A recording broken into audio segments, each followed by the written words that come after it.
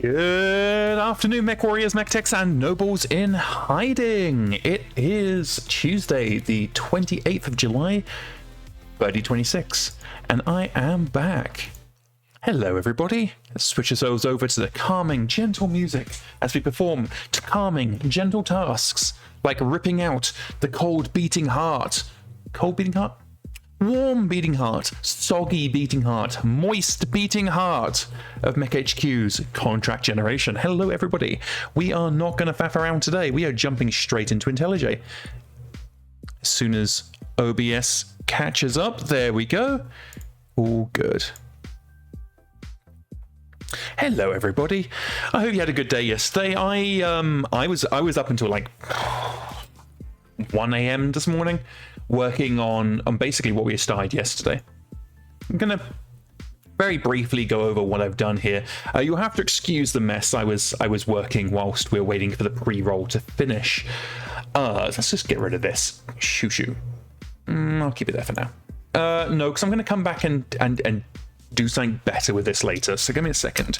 To do, use same planetary picker profile as system picker. And for now, we're just going to go ahead and get ourselves a target planet.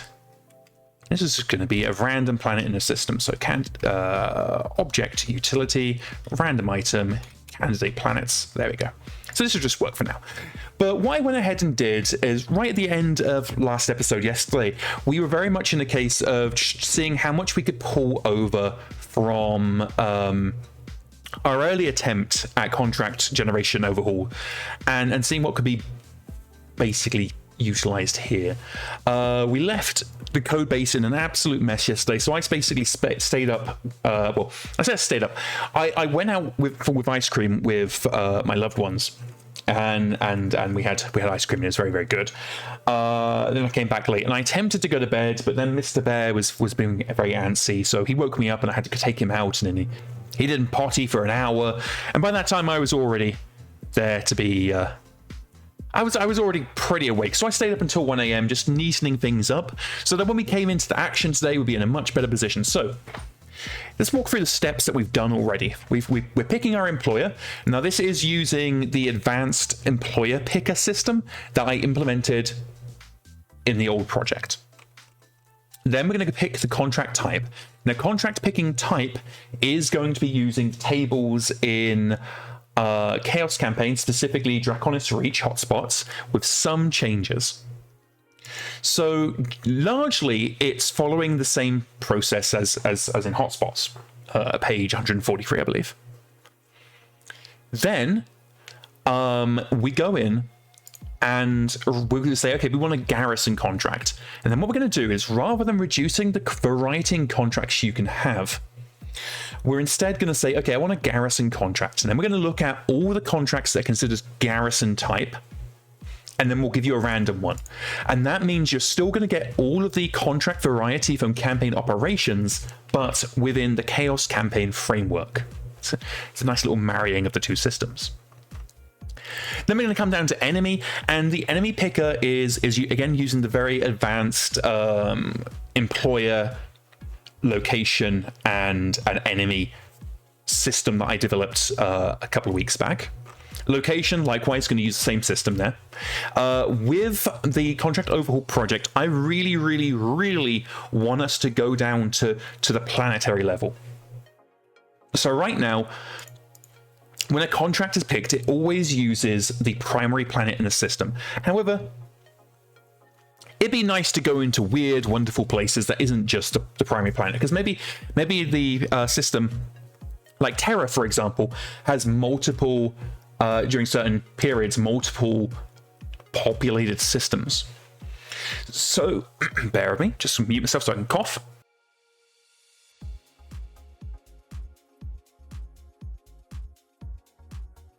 And I'm back. So I think it'd be fun to be able to go on to places that you wouldn't normally, like maybe fight on the surface of Venus, and because people actually lived on Venus a lot longer than people think. I forget when the last inhabitants of Venus died off / left, but it was well into the Succession Wars. Raider says, "Damn you, Amaris and the Sun Laser." It's such a dumb thing. I love it. Seeker 10,000 says, "Would be cool. Would be cool to go on moons." Yeah, I don't rightly know how that would work because we don't actually have the data for moons, but maybe we can work something out. Seeker says, "Giant floating cities." I thought that Venus was domed cities, but I could be wrong. So once we've gone ahead and picked our employer, our contract type, the enemy, the location, you know, the important stuff, we're then going to come down to length. Now, length is going to use the table on page 144 of Draconis Reach. So that basically means that your contracts are going to be limited. They're either going to be 3-month contracts or they're going to be 6-month contracts. So we're going to have much shorter contracts. No more 17-month garrisons. Short, simple, get you moving, not getting stuck in one place for too long. We are implementing the contract length variance system that already exists. So, for example, Draconis Reach says a garrison is 6 months. Okay. Well, actually, a garrison might be 8 months. There's a little bit of random stuff. Seeker says there's rules for Lunar in Aeroport 2750. Yeah, so there being rules, and there being the planetary data that we would need to be able to integrate it into MekHQ and MegaMek. That's the issue. It's not so much that we don't know what the rules would be, it's we don't have the data there to facilitate the translation into MekHQ and MegaMek scenarios. I might be able to put it off, but what I'm not going to do is commit to it and then tie myself down to a hell project, because the contract overall project is already massive, and I mean truly massive. So I'm trying to focus down on stuff that I know can be done. What I've also gone ahead and done is I've set up the steps that I think that we need to take to get the initial contract terms. So we're going to go through pay rate, support, transportation, salvage rights, command rights, track count and intensity. I don't know if we're going to use that here, but I want to have a space for where that information is stored so that we can use it later should we wish. Special objective type considerations, always important. And then something I really want is the potential for follow-up objectives.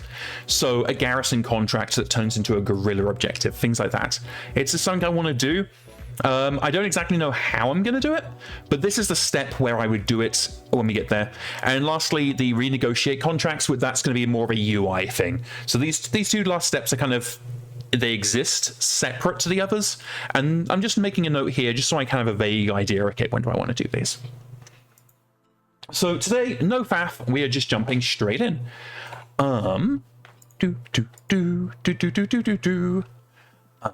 Bit of the old earthworm gym there for anybody who's familiar.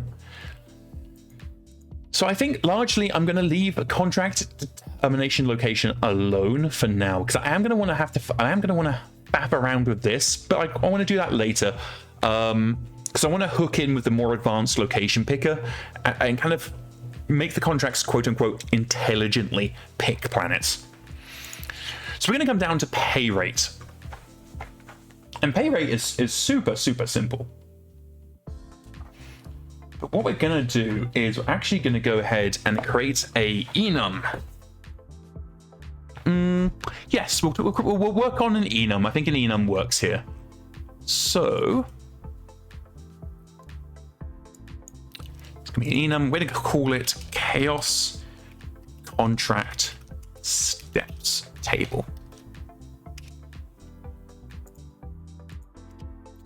And first off, we need to just put in all the steps.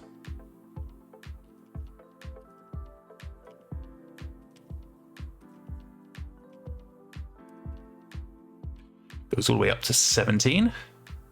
There we go. Then we need to start thinking about values.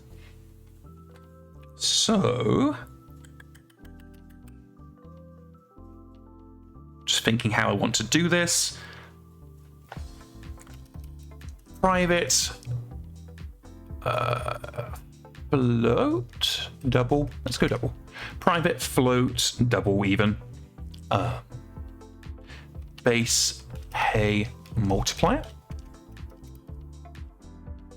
Final, that's what I'm missing here. So anybody who wants to follow at home, we are now on page 146 of the Draconis Reach. And we're just basically implementing the contract steps table. We're also going to need private final command rights.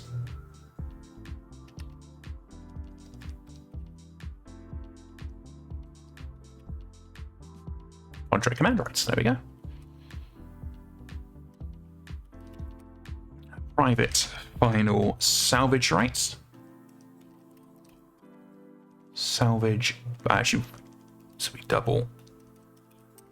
Salvage percentage. Private final support.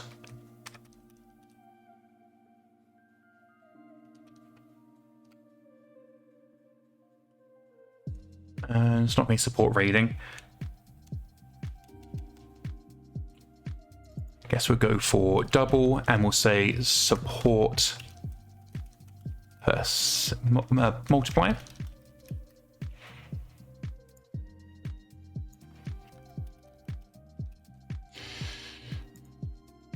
We also need to have a Boolean here. Private final Boolean is exchange.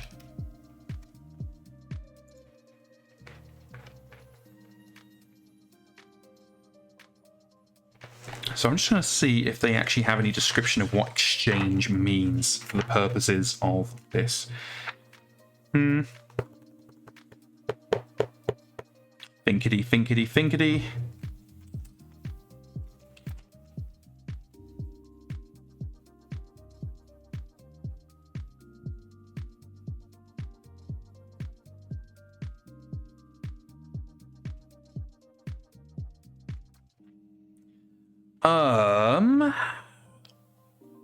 I guess actually we won't do exchange. We are gonna do we're gonna do a special thing. Radar's helping break some one of Hammer's projects by the looks of things. Always good. The support, we are going to want to have a Boolean here though. Private final Boolean, and we'll just say is straight support. And then we lastly have transportation terms. Private final Boolean, no double transport multiplier. Okay, so that is going to give us all of our thingy madoogies. So now we need to add them to the canonical constructor. That's what this is. This is referred to as a canonical constructor because it's basically the canon constructor. Sorry, the default constructor, I should say, not canon. Yes, the canonical constructor is called a canonical constructor because it is the canonical constructor. It's I'm heading into YouTube programming tutorial mode there.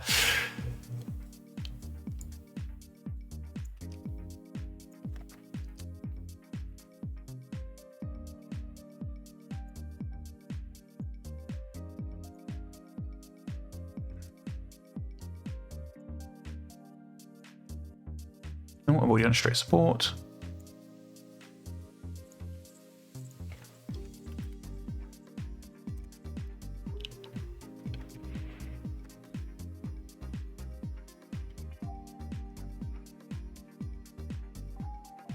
There we go. And let's just add ourselves some getters. Getting down to generate. I'm just going to get some getters. It's going to put them in a really dumb place because it always fucking does. But that's okay. We can undumb it. Sometimes I wish someone could undumb me. It'd be very helpful. There we go. So we do want to have a Boolean here though. Public Boolean is exchange salvage.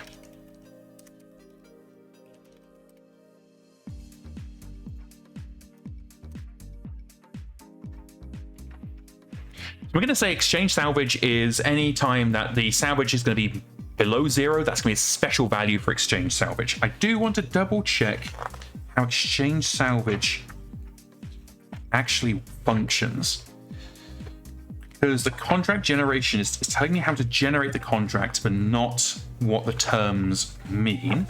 I imagine if I go to the contents, that will help me here. Salvage is 31.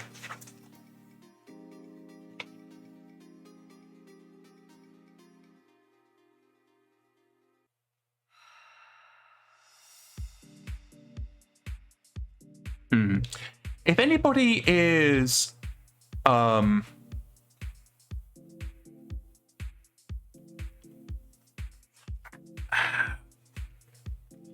anybody know where salvage exchange is handled in Draconis Reach?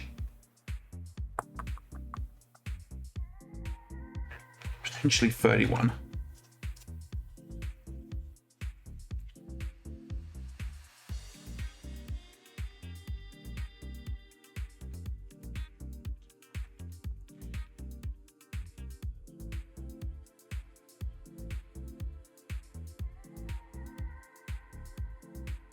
One quarter. Exchange is one quarter. Okay, perfect. Found it. It was on page 32 or something.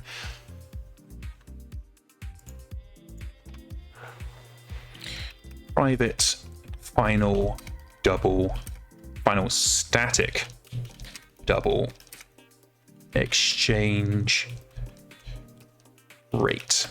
So exchange salvage multiplier.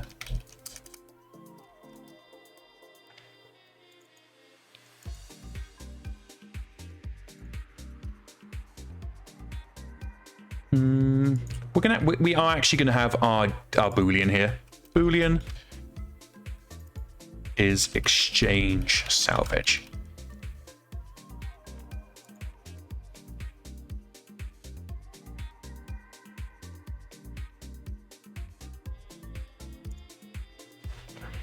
And yeah, BattleTech is absolutely right. It's very helpful. So I didn't want to include this, but fuck it. It makes sense to, rather than using magic values, just defining encode is the smarter. It is the smarter way to do this. Okay. Let's go Draconis. Hot Spottinos. Draconis Reach, page 32, first printing. Alrighty then. So now begins the hard work. Transcribing all of these pesky little values.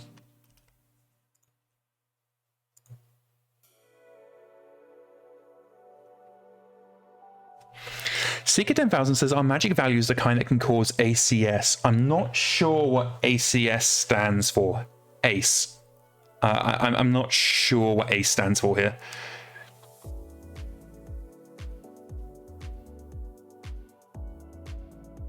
So let's see.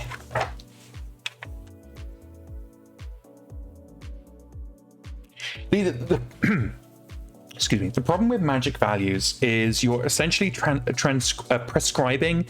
Sorry, give me 2 seconds.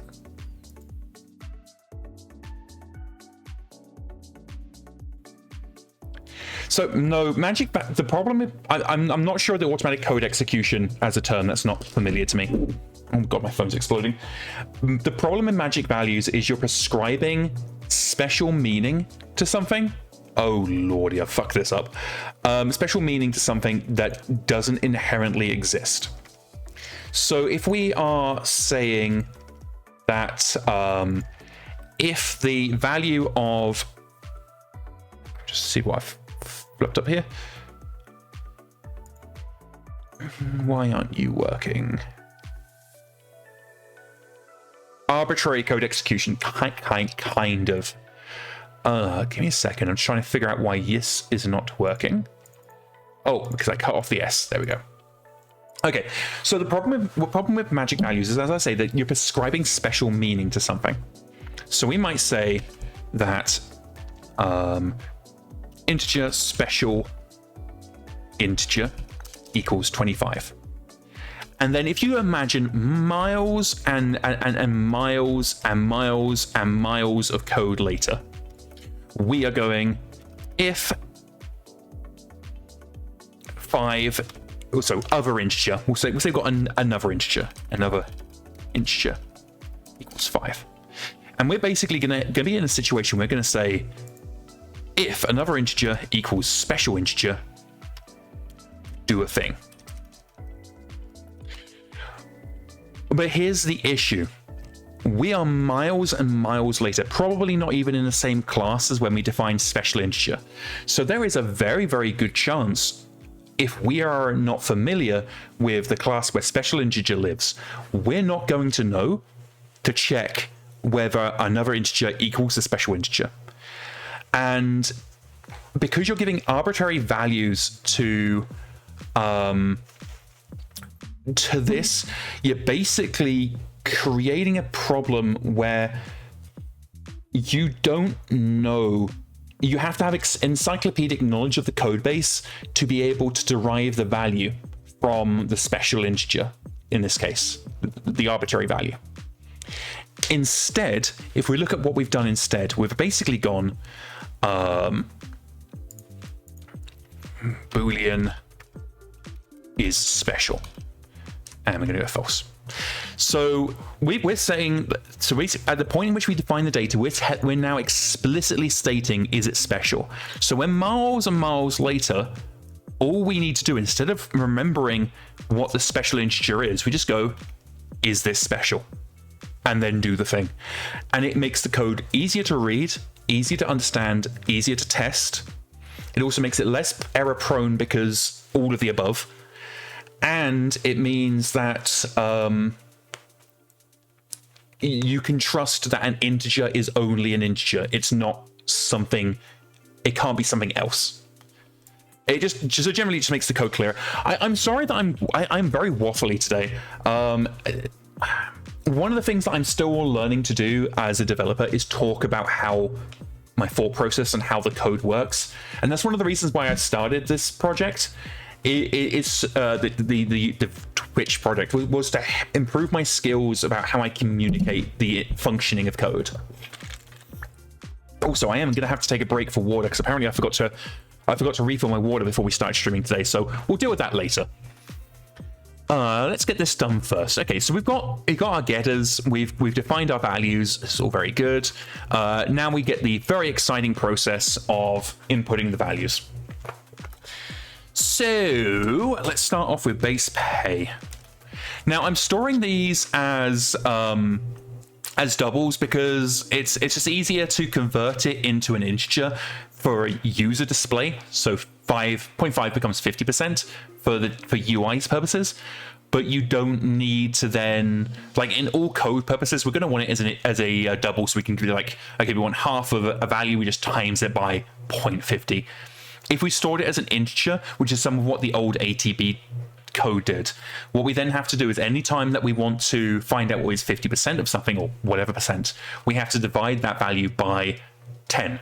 And we do that calculation significantly more times than when we just display it to the user. Ooh, that's not right. This is 0.6. 7, 8, 9, 10, 20, 30. I'm just... Okay. So this is just going up by 10 each time, which in theory means that we should, if we do it right, end up at 2 by the end. That's a nice easy way for us to verify that we got it right.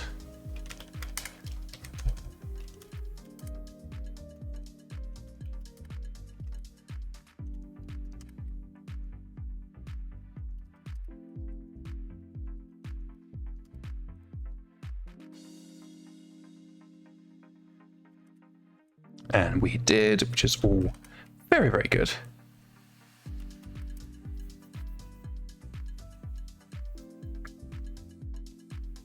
Couple of texts says my work deals with decades old program and it's a mixed bag on whether percentages are stored as doubles or ints or whether we need to convert them. It's such a pain. Yeah, no, we have the exact same problem here in MegaMek. Okay, so that is our base pay. Next up, it is salvage rights, command rights, and that is contract command rights, and this is going to be integrated in most places for now. So one of the things that Draconis Reach is very explicit about is if there's a dash, and you'll see this in a couple of places, it's going to be the next one that's closest to 7. So in this case, it's going to be integrated all the way up to 3, and then we're going to slip ourselves over to house. And it's going to be house all the way up to 7.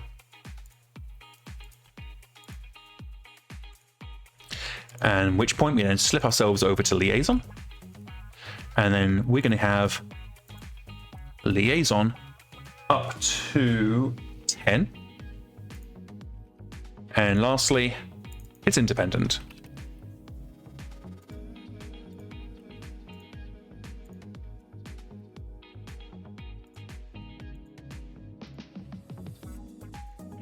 Arishar says, I watch people coding and I thank all the gods that ever were or ever will be that I'm a sysadmin and all I have to deal with is bash and the occasional Python script. Okay, salvage rights. Well, we start off in the basement with a grand total of nothing. It's a bit like Willy Wonka at the end of that film. You get nothing, and you, and you, and you. Or however that goes. It's been a while. Then we are going to go into salvage. And as we've already identified, we have a set value for salvage. In fact, we are going to also duplicate this.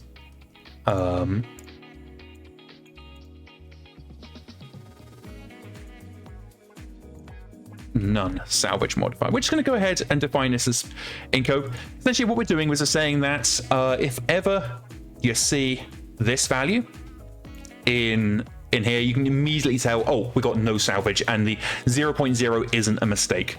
And that's important because you have to remember, whenever we're working in this, there is a better than average chance that I or whoever's the author of the code won't actually be with the project the next time that it is touched.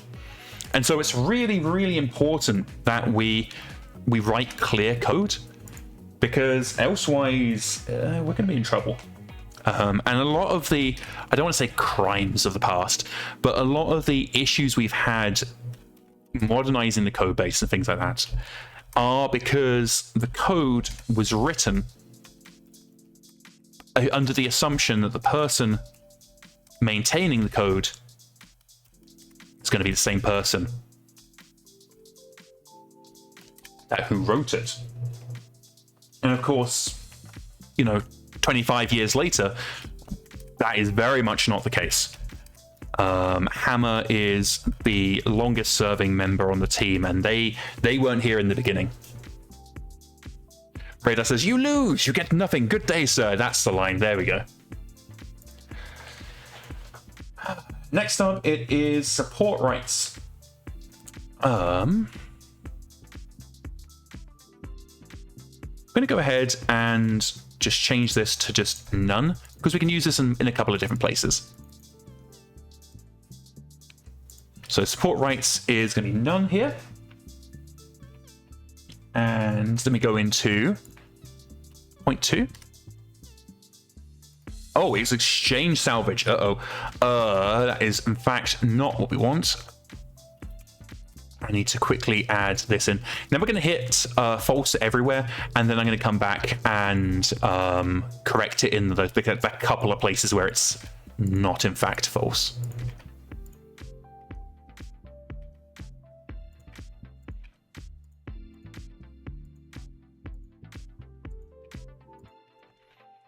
Okay, you are exchange.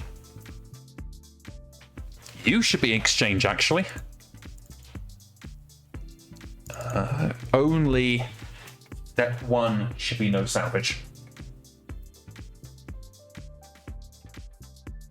Seeker 10,000 says that was the problem with Halo Infinite and the way Phantoms fly, since the person who worked on that in Halo 5 had left. Oh no. That's oh no. It's going to go up to 40.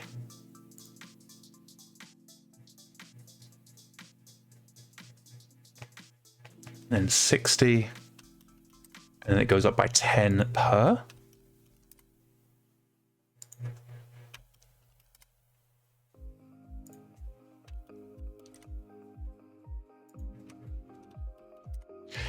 I'm just going to verify 10 should be 8, and we are in fact on 8. Goody goody gumdrops.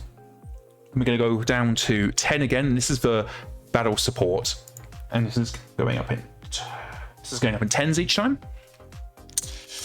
And fortunately, despite my issues with maths, I am capable of counting up by 1, so we should be able to do this.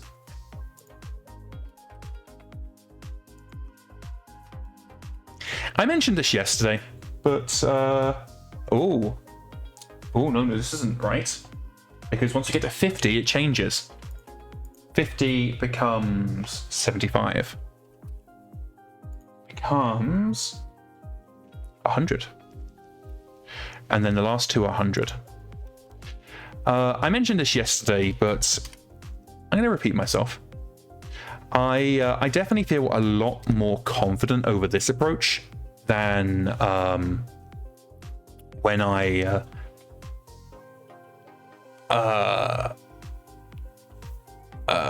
started on the earlier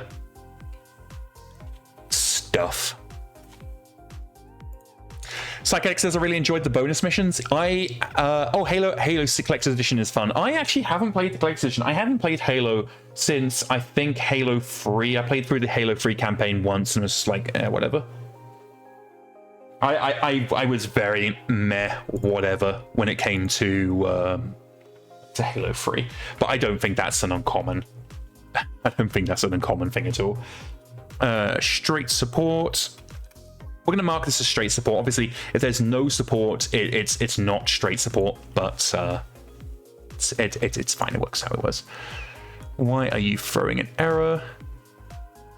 Oh, because it's a static. Okay, so we can't make this a static.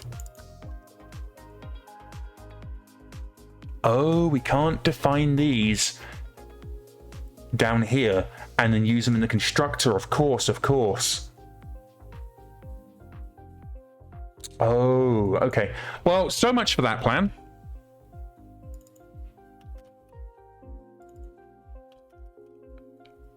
So much indeed. Whoop, womp womp. Okay, straight support, and this is going to be straight support all the way down to 8.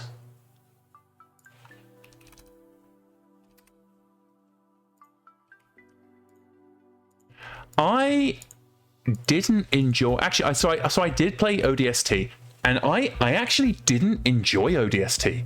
I think for me, the best parts of ODST were when you were basically in the city fighting, and the problem I had is it really felt like they were pushing the hardware of the original Xbox to basically as far as it could go, and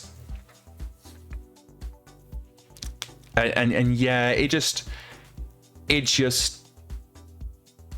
I don't know, it just felt, for the city felt really empty and just didn't feel like it captured what they were trying to do.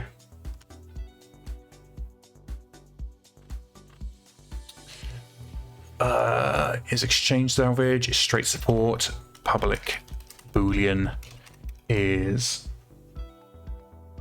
battle loss compensation, and that is very easily. Is it not straight support? There we go.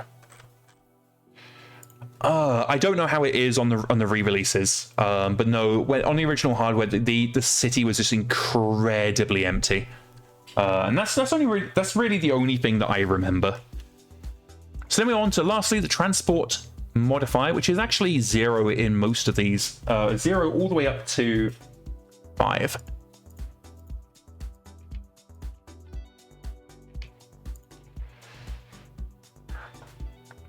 And then we go to 25.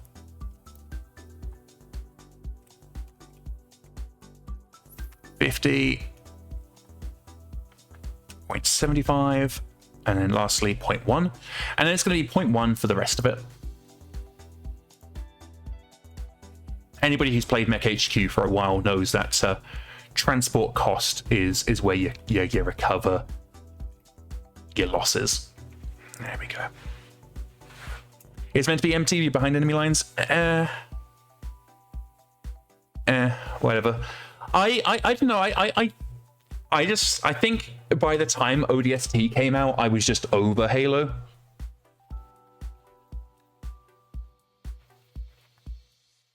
Okay, so that gives us all of our values.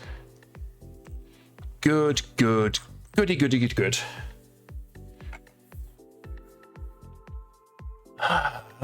is one more thing we need to do. Private. Final.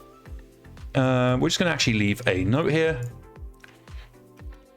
Do not reorganize enum. The table order is specific. And let's just hope that someone bothers to read that.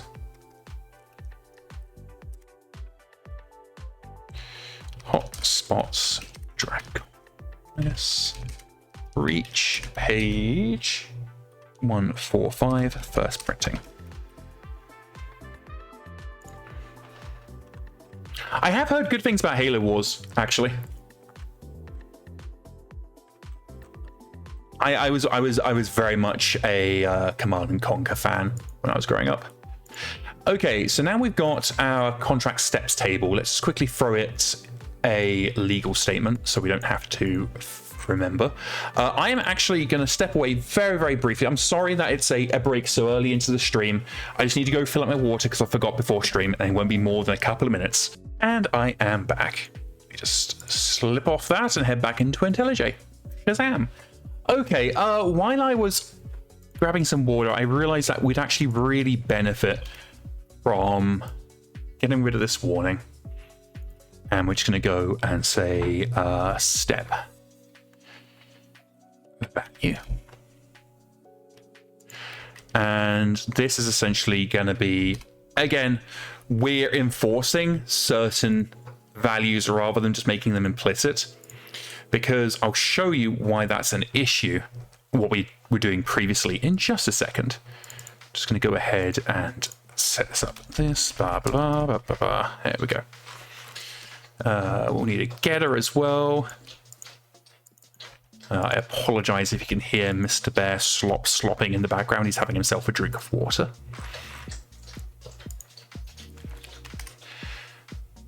Okay, this is going to be very tedious. I do apologize.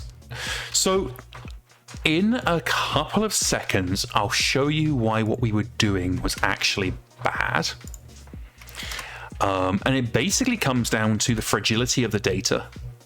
If we tie the if we create implicit value in the enum order, so 1, 2, 3, 4, blah, blah, blah, blah, what we then do is we create a state of fragility where if anybody ever reorders the table, it's going to break so many different things. And how do I know that's an issue? Well, let me just show you this. If I go to here, context actions, I'm just being a helpful developer at some point in the future, and bam, I have now just completely broken the table. So by having hard-coded step values, we ensure that that's not an issue. So let's go through and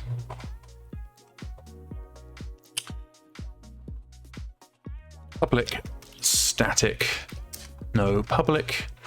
We're going to return a chaos contract steps table, and we're going to say change, we're going to say influence step, and we want integer, and it's going to be delta, and delta is how much we're going to influence it by. So we're going to go int current step equals, actually I suppose, yeah, no, current step equals this step value.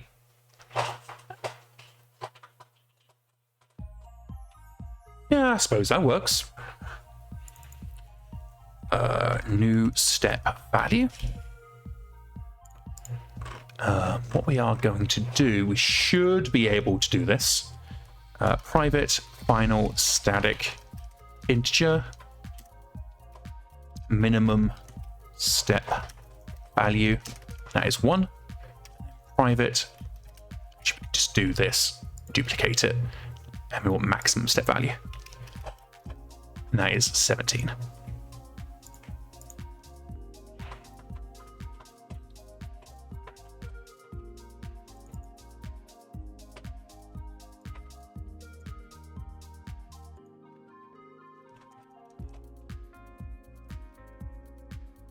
So we're just going to clamp this value to be, it's math clamp, there we go. And we want new step value, and a minimum, and a maximum. And that's going to ensure, piss off, that's going to ensure that everything's working as it should do. And then for chaos, there we go. If step value equals that, we're just going to return step. Otherwise, we're going to return null, and that's going to be an error state, effectively.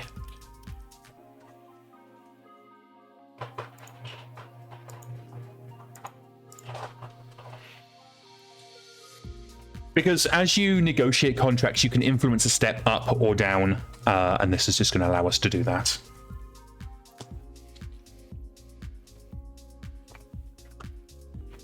Not entirely sure how I'm going to handle the UI of it, but I'll know I'll need this code later. So let's go ahead and commit this.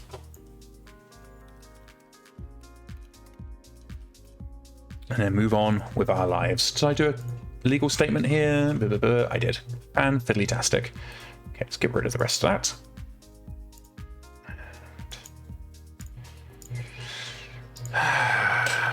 What do I want to do here?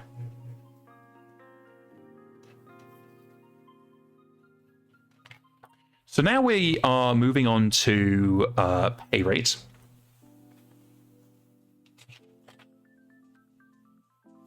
And that is integer roll equals d6 2. And there's a bunch of modifiers as well.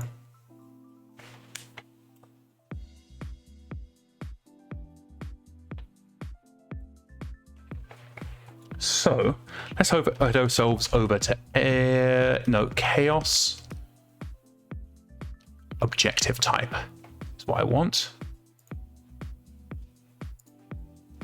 And we need to add a new integer. And that's going to be private final int a modifier. And this is also page 44. Nice.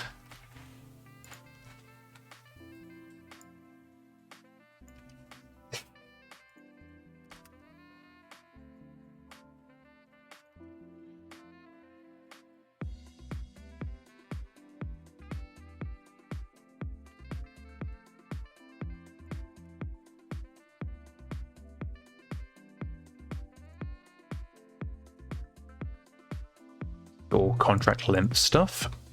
Public. Yeah, oh, there we go. No, mark it up. There we go. Okay, so that gives us our pay multiplier, which is actually for basically everything is going to be mostly 0. Only garrison and invasion get a pay rate modifier. So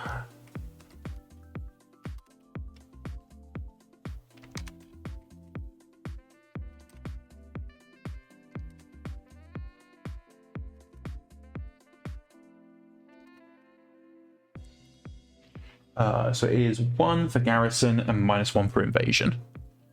That is a garrison type. There is a garrison type. That is an invasion type. Yep, that's correct. Let's just rename this to pay rate modifier. Pay rate modifier. Yes, I would like to change it all. Yes, I would like to change it all. Thank you kindly. So, if we come over here,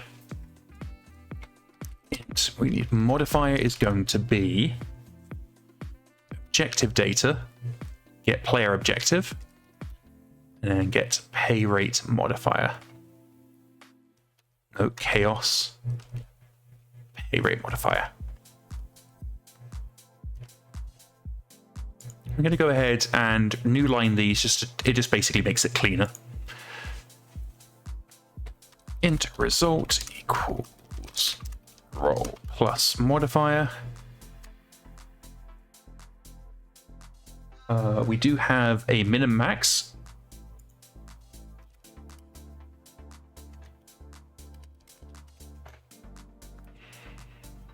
By enforcing a min and max, we're basically making sure that we're never going to have any weird situations where the table is exceeded.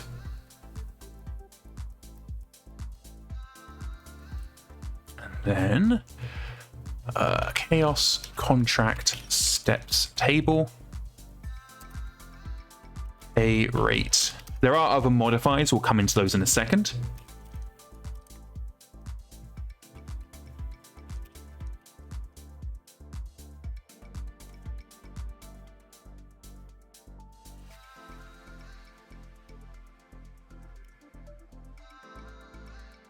Grabbing a random step here.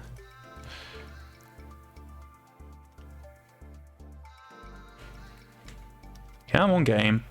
I was hoping it would give me case free, but no. There we go.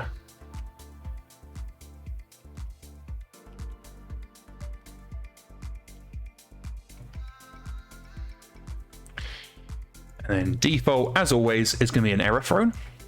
Throw new.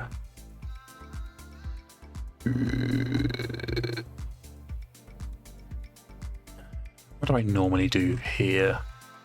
Try and remember what my usual error message is. Oh, here we go.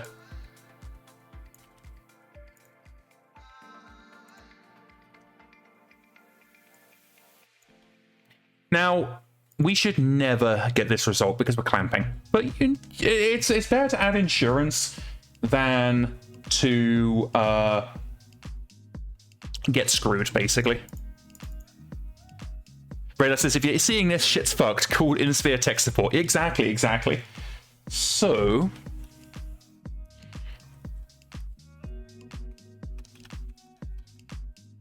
set free.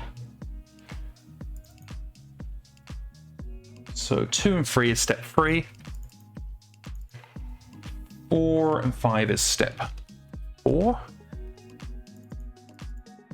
6 and 7 is step 5.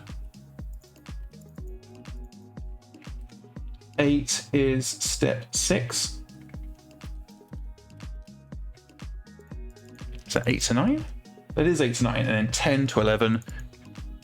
Step 7. And then 12 is step 8. Sorted. We're not going to merge these yet because we're actually going to need this, effectively this equivalent setup for a whole bunch of stuff. So we're going to merge it in later. What we need to do now is get the employer modifiers. So we need to head over to employer type, and we now need to add in some actual stuff. So we want private final int, and this is pay rate modifier, which now means we need to create a canonical constructor.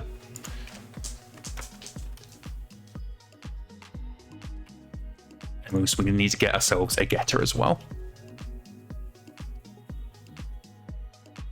Sadly, that means we now need to throw down a whole bunch of stuff on this.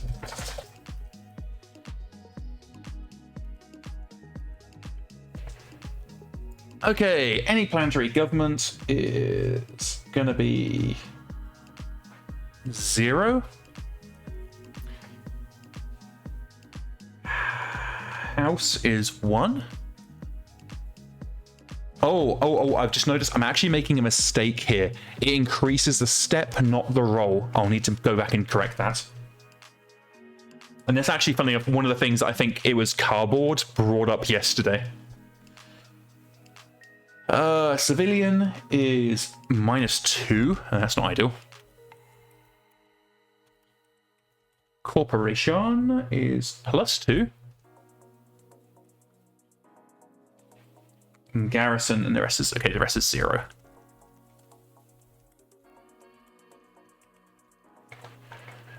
Alrighty then. So let's nip ourselves over and let's correct our mistake.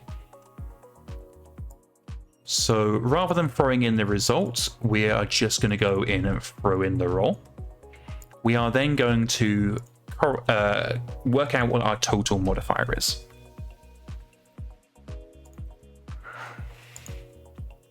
And we'll go employer modifier. And we're also going to go for, actually that's contract modifier. Contract modifier. We'll change this to delta, contract delta, and then employer delta. Where are we storing employer generation data?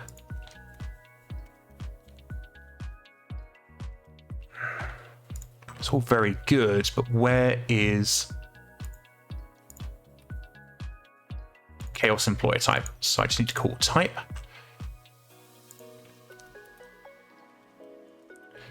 And then pay rate modifier.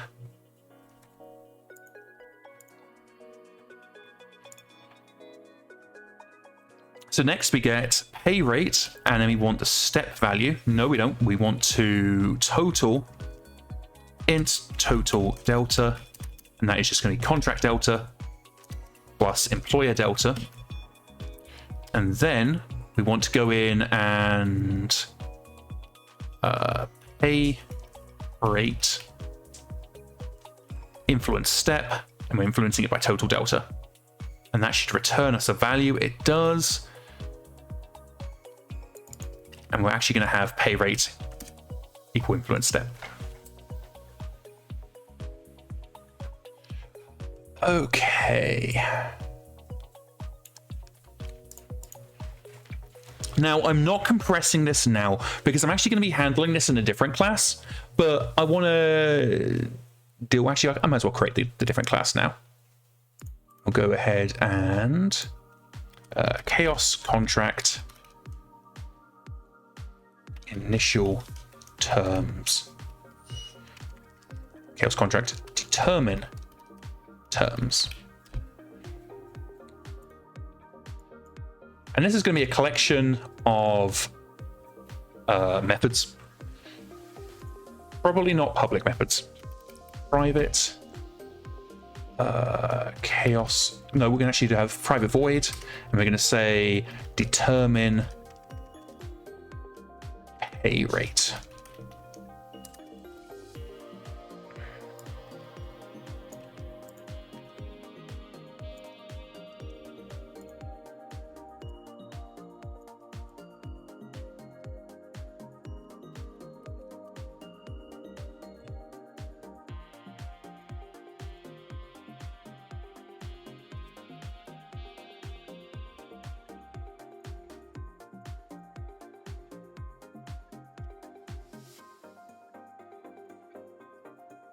Now, there are some things that we're going to have issues with. So we need to get the player objective type. We actually only need the chaos objective type.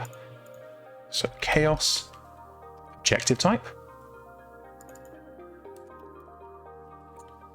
We also need employer type. Chaos employer type. Now, actually simplifies these calls significantly.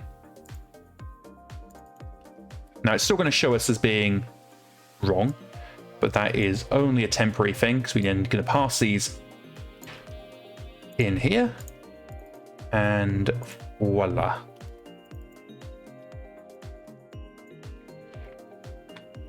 There we go.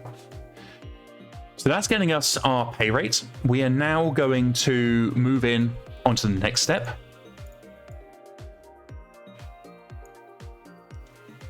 And that is support, which is largely going to follow the same kind of pattern, honestly.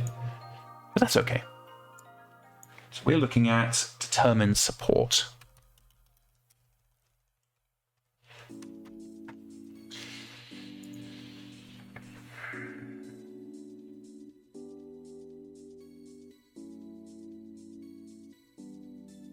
Interesting. All the support are actually going to be straight support unless you specifically negotiate for battle loss compensation, more or less. That's interesting. That's very interesting, actually. Private. How am I formatting this?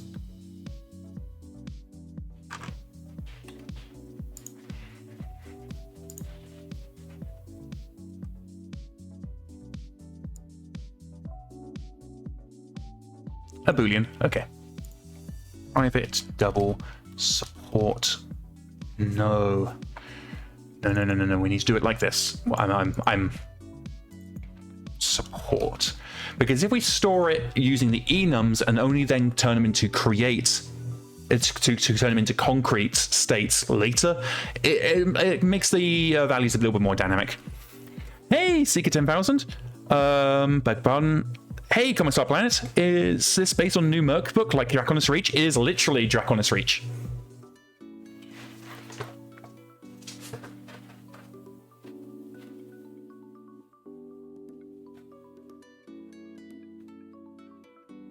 Oh, I just quickly skimmed over what BattleTech just said. Yeah, no, I already factored that in.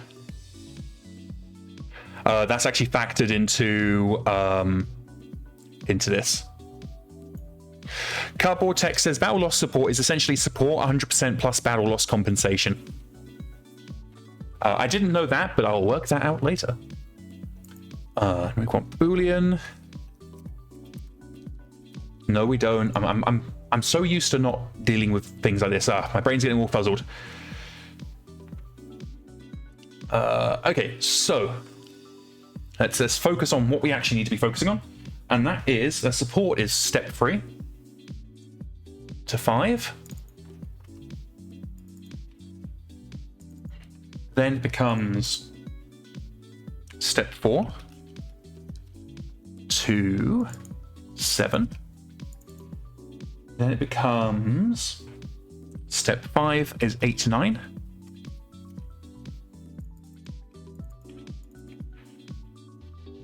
Step 6. And that should end on step 7. Yes, it does. Step 7.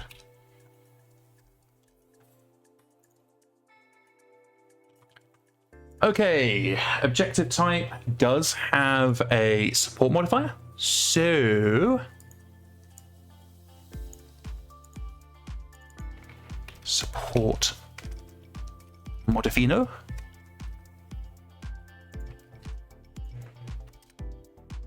We're storing these here because it just makes it very easy to access what we need at any time.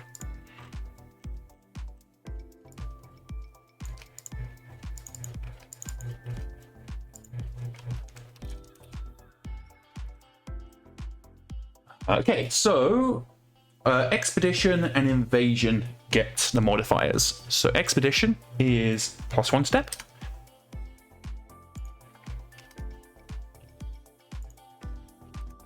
I think actually guerrilla is a type of expedition. Yes, it is. Garrison certainly isn't, though. Carja duty isn't. A raid is a raid. Invasion is going to get +2. And a pirate raid is going to get nothing. And then we move over to our employer type. And that is... Oh, I should add the page references here for future reference. Essentially, we're just doing the exact same thing over here.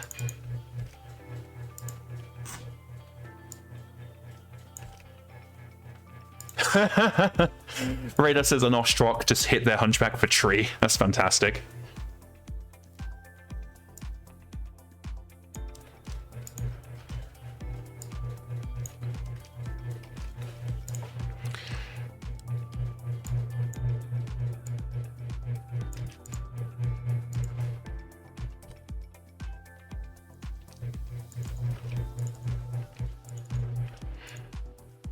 Alright then. Let's get rid of the unmodified and head back to contract terms. Get support and get support. And then we move into the influence step, which I'm actually going to put on a new line just for ease.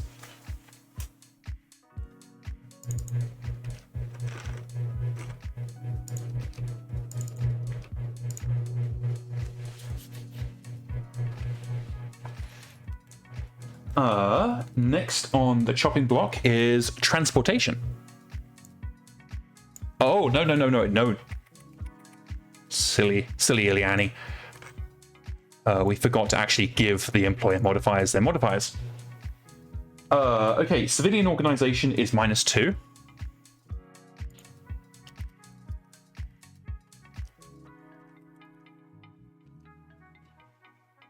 Oh, I should note that militia are also... Oh, I did include those. Corporation is -2.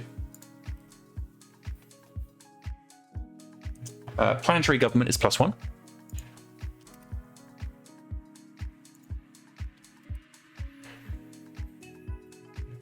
And house government is +2.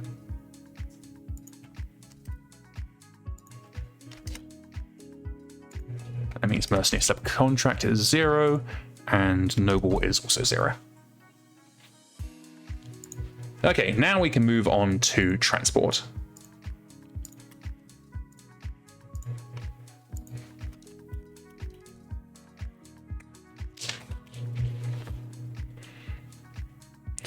Okie dokie. So transport is going to be step 5.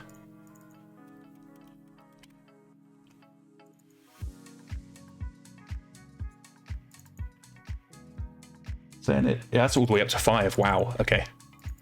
Then it becomes step 6. For 6 to 7. We're going to move on to step 7. For 8 to 9. Step 8. And ending on step 9? Yeah, ending on step 9.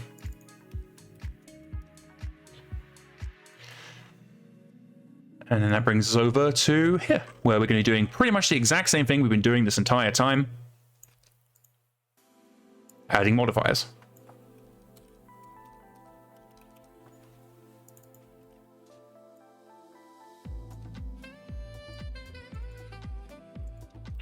And sometimes this is just the shape of the how it all works out. You end up just doing a lot of transcribing. I could very easily get an AI to do this for me, but I want to have a personal hand in this. I want to make sure that it's being done right and we're not introducing any stupid mistakes, because any hallucinations that get introduced at this point are not going to get caught. Okay, objective type. It's a garrison's getting +1.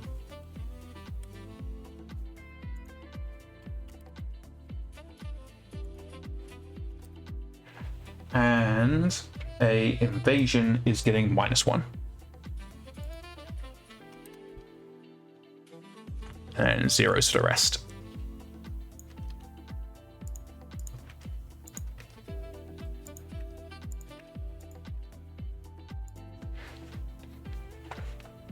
Heading over to Employer Town. Transport. The other thing is, like, I'll be perfectly honest. I'm here to program. I enjoy programming. I don't want to just be in a situation where I'm just letting the AI do everything for me, because it's just that's not fun for me. And despite the amount of time I spend on this, ostensibly this is meant to be a hobby. And I guarantee, as soon as I enter the real workplace, I'll be getting my fair I'll be getting sick of AI. That's one of the reasons why I'm just a little bit resistant about moving into the IT industry, is I just don't want to be stuck being effectively just a middleman for AI. Okay, employer type. We have a -1 for civilian. Man, civilian gets some really shite modifiers. We have +1 for corporation. +1 for house.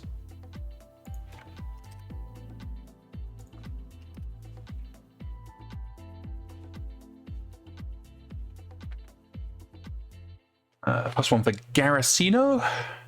I've lost Garrisino. Where are you, Garrisino? I'm looking at the wrong modifier. Civilian corporation, planetary government. No, civilian corporation, house, and then we're done. Okay, so the rest are zeros.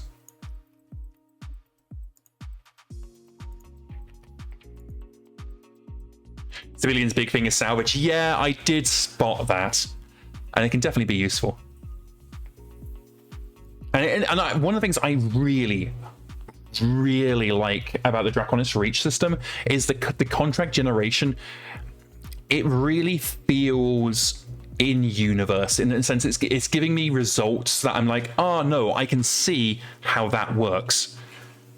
Because of course, civilians are going to give you more independence and a better pick of the salvage because they can't use it, and that's their way of making up for the fact that they can't pay you much.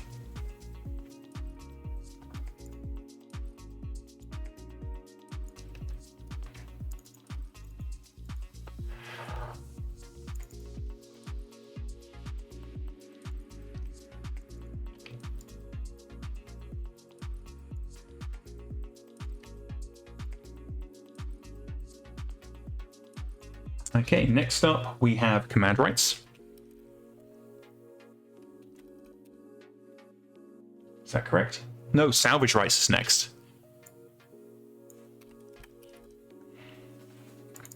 Okay, what are we looking at here? We are looking at step 3. And that is probably going to be all the way up to 5. It is. And step 6. No, 4. I can count, I promise. That's going to be up to 7. Then 8 is going to be step 5. Step 5. 9, we step 6. And then step 7. PS359 says pirate missions should probably have high salvage and command rights as well as theoretically self-employed. Oh no, they absolutely do. Pirate missions are wholly self-employed systems. They have like fixed terms. What we're working on here is for quote-unquote normal generation, which is your mercenary generation. Later down the line, I'll deal with governments and pirate stuff because that's just very different.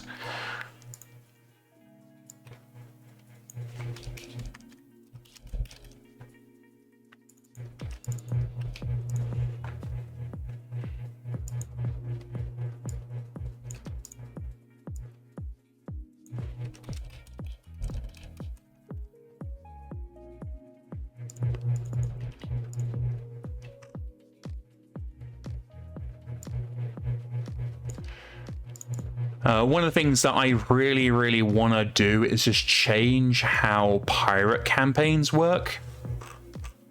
Because the campaign operations approach to it, there's just something about it that doesn't fit for me. And what I would rather have is for pirate campaigns to be more freeform, where instead of accepting contracts, you travel to the system you want to attack, and then you just say, I'm attacking this system. And then, well, you attack the system.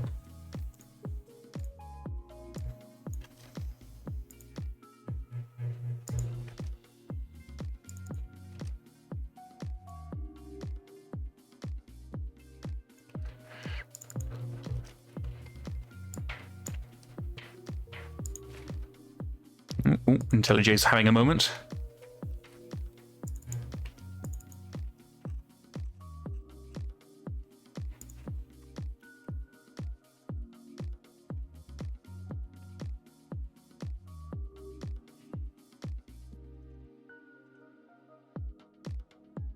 Radar says, well, what would be nice if you could either attack a system or take a pirate contract to become a privateer. I am intending to do exactly that. Pirates should be able to take mercenary contracts should they wish, and mercenaries should be able to take pirate raids as well.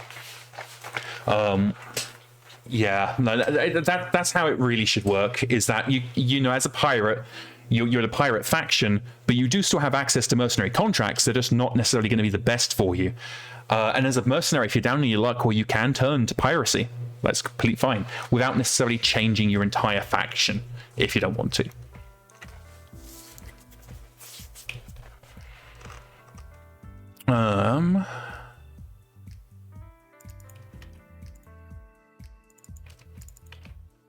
There we go. Okay, employer time. Well, actually, we'll do an objective type first, because that one's further up. Civilians. There we go. Here's the big. I guess we're doing civilians. Here's the big one for civilians. +4 salvage. That is actually huge. You are significantly more likely to get 100% salvage for civilians.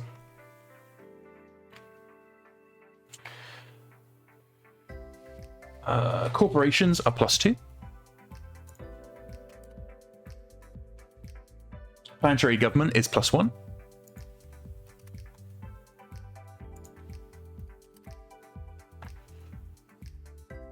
House government is -2. See, yeah, if you're taking faction, like taking contracts with factions like the Free Worlds League or whatever, you're going to get hit with a -2 on the salvage rights. That's actually, yeah, that's going to be very, very interesting to see how that plays out. The rest are zeros. Over in Chaos Campaign, contract objective type, we have -1 for raid. We have -2 for garrison types.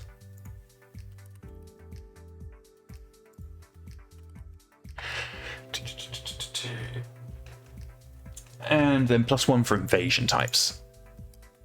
And the rest are going to be zeros.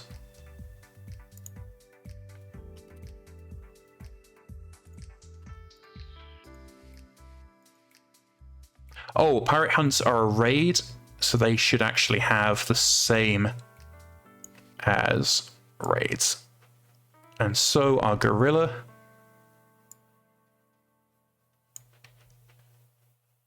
And pirate raids. The pirate raid is going to have special clauses. I'm just going to treat it like a raid for now. Pirate hunts are a type of raid. Okay. Seeker 10,000 says, are these modifiers specific to the time period Draconis Reach is set in? This feels more generic to me. Once I have a chance to go through the era reports, I'll be able to see other modifiers and see if it changes at all. But I'm basically using Draconis Reach as the default snapshot.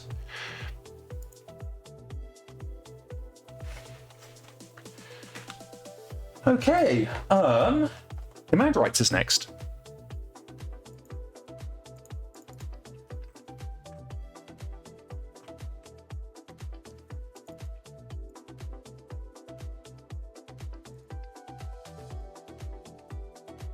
There are not contract generation tables in the era reports. In that case, this is the default. This is what we'll be using. Just scenarios. Okay, yeah, then in that case, the Hotspots Draconis Reach is going to be treated as the default. The last one is command rights.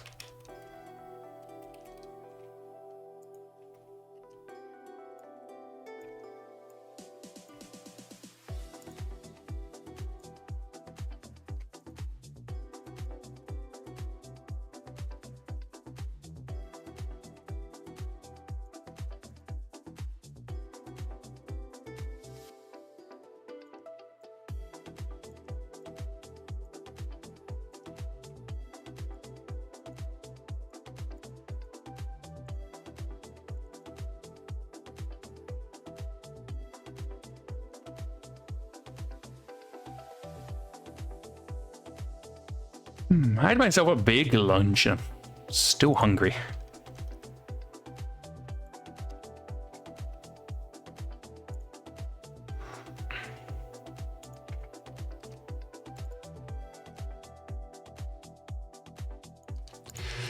Trying to decide what I want to make for dinner while all I'm doing is copy pasting, and I think I might make some tortellini with chicken thighs and a tomato-based sauce.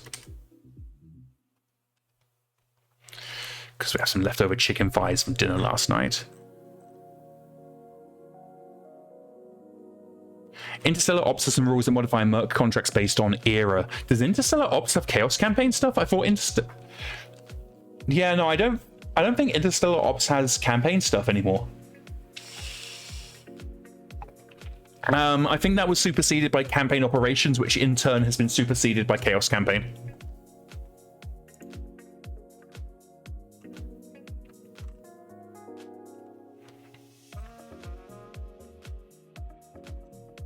Alrighty then, so employer first. Command rights is +4 to civilians.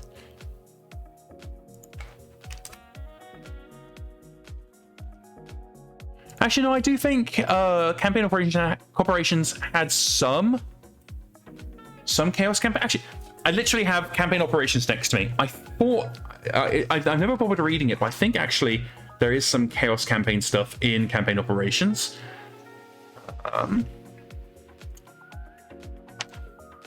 Yeah, campaign creation, custom chaos. I'm guessing that's what it is. Yeah, you got tracks. Building a track. Okay, it's all just tracks, so. Yeah, it's not. It's like an incredibly watered down version of what we have in Draconis Reach.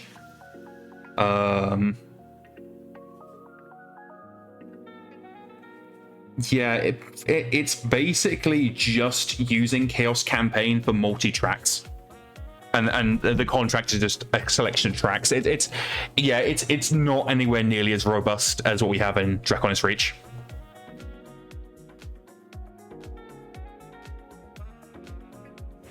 PS359 says, from a lore standpoint, there are certain eras like late First Star League where the contract types should probably be different, i.e. more covert raids, no/few planetary assaults, but I'm not sure if a change would be worth the effort. I can look into it. I can consider it. But that would be house rule, and I'd need to sit and properly think about how the math of it all works out. I do agree that there are some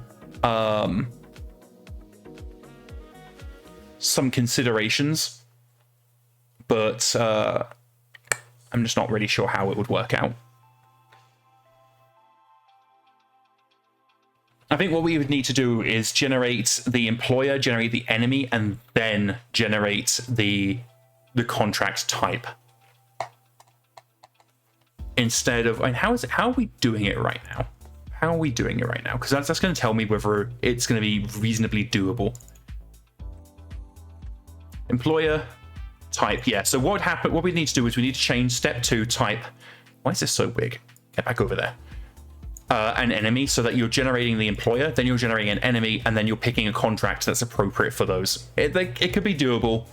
It would need a lot of thinking about, and it would effectively mean that the tables in the chaos in Draconis Reach would largely be thrown out. But I can think about it, and we'll see what I can come up with. I do agree. Because what we do right now is we pick an employer, we pick what contract type we want, and then we find an appropriate enemy for that contract type. Probably shouldn't be invading anybody if you're not at war with them, though. I don't know. Okay, I'll look into it. Not too worried about it right now. We can worry about what house rules we want after we've actually got the system implemented. Okay, so civilians get +4. Mercenaries get +3. House gets -3. Jesus Christ.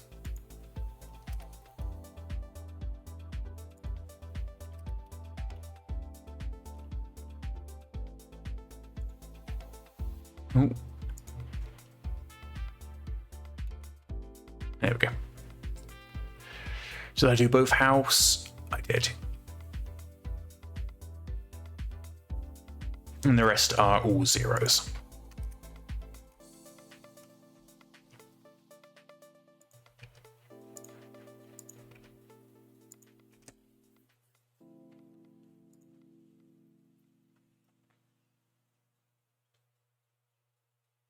Okay, now on to objective type.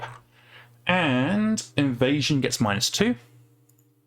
Which makes sense. The employer is more likely to want to have a tighter grip on you in the middle of an invasion. An expedition, which is more independent, is getting a +2. A guerrilla is a guerrilla an expedition or a raid? Pirate hunt and guerrilla are expeditions.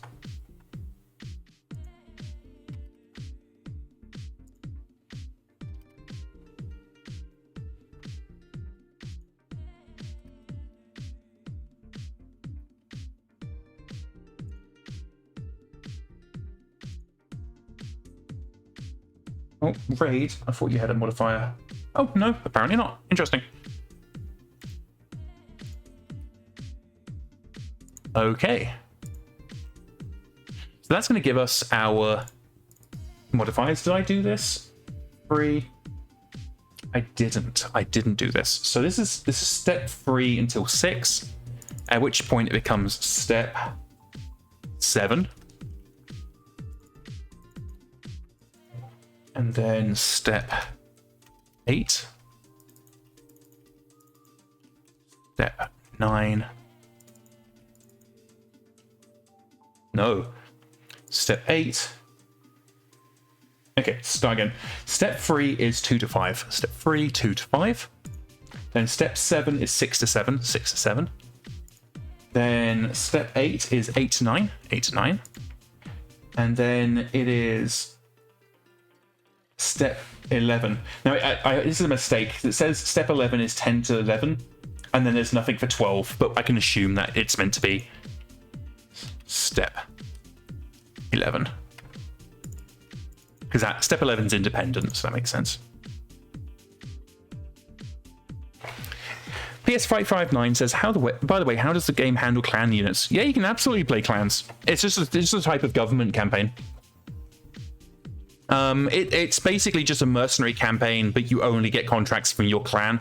There are some minor differences, but no one's ever really bothered to really build out clan play.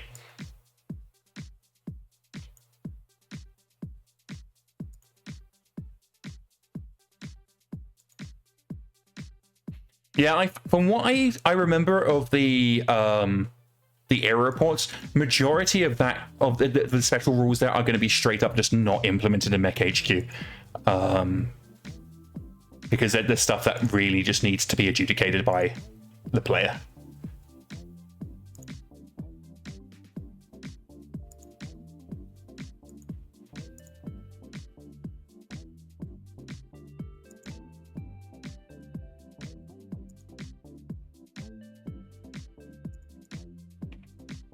Squashing these tables down.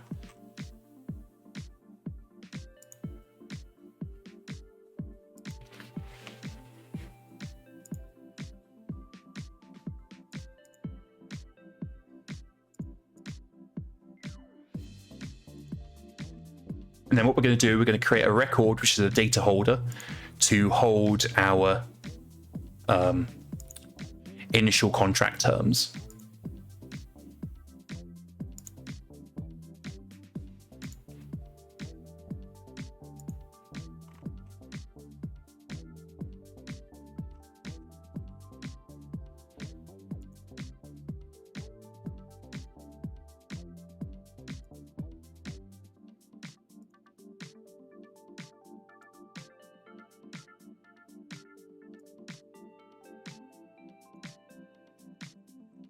Okay, is that all good?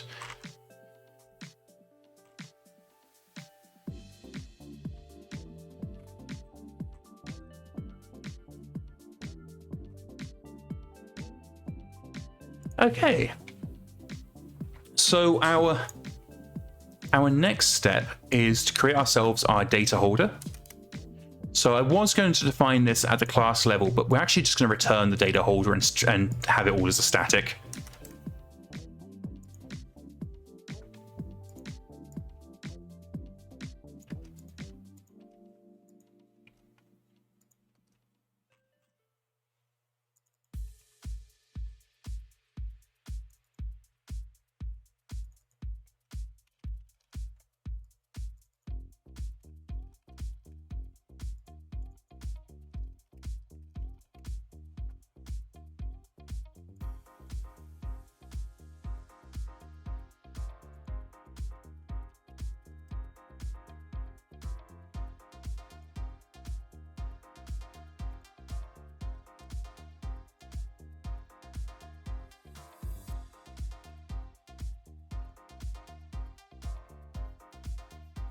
Okay, let's see.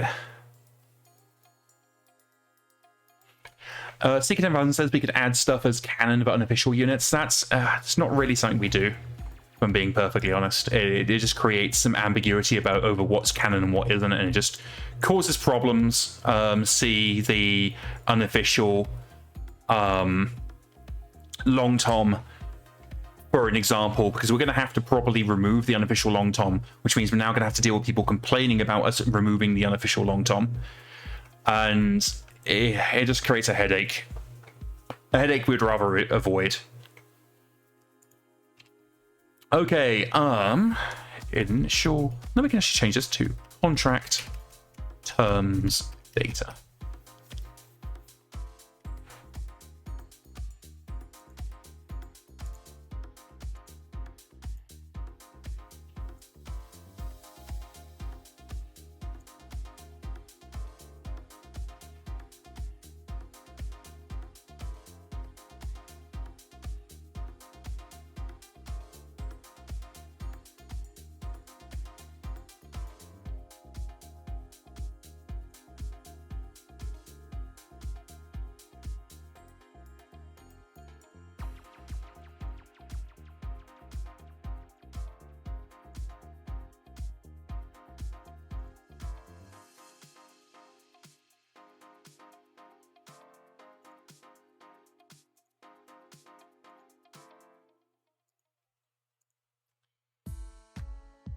Okay, so, oh, I see what I need to do. Just need to return. Set to a return.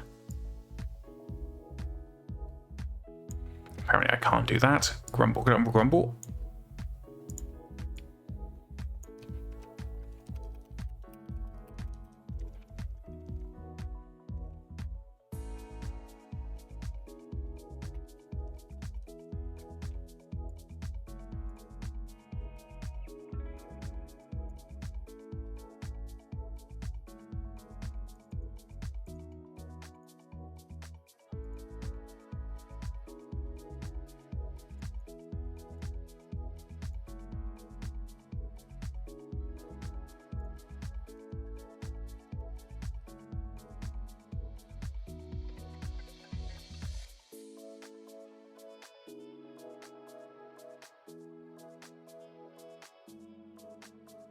Oh, I haven't done the returns. Okay.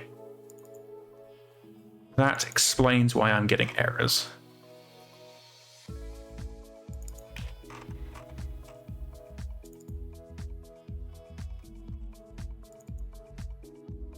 Yeah, one thing that we always have to remember whenever we are working on... Oh, that all needs to be mixed up. Whenever we're working on stuff, every new feature, every change we implement into the game has to be supported by all future devs into perpetuity. Any system we implement is going to be in there until the day it's replaced. And anytime we take away something, we get complaints. And so it makes it very, very complicated and very, very difficult for us to introduce unofficial stuff unless we have a clear support plan.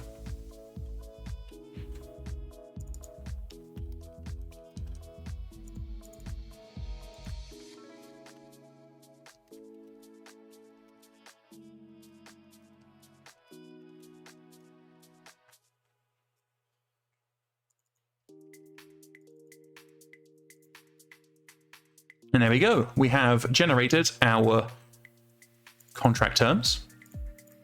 So let's head over to our, where is it? Our normal contract generation. Down here we go command, we go initial contract terms, initial terms.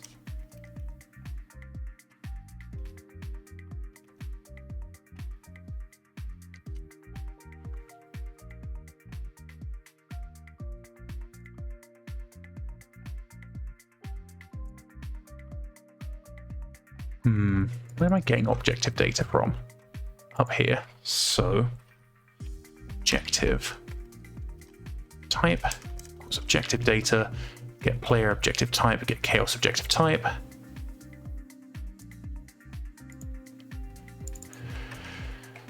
And then rather than needing to constantly get this, we can just grab it here instead.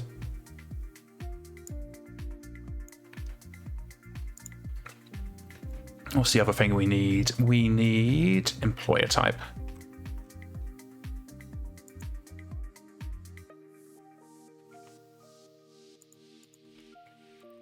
Employer type equals employer generation data, faction. Oh no, I can just return type. There we go. It's a little bit simpler.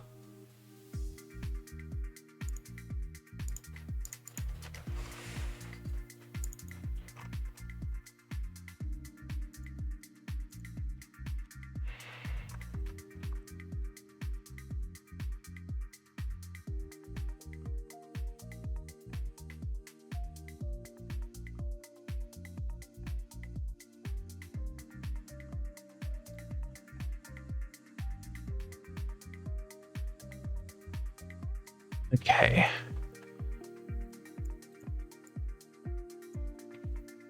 So now our route has been changed slightly. So we're going to go in step 7, and that is we now want to track count and intensity.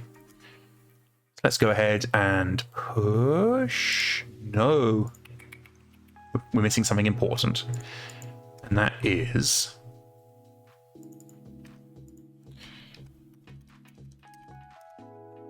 initial contract terms.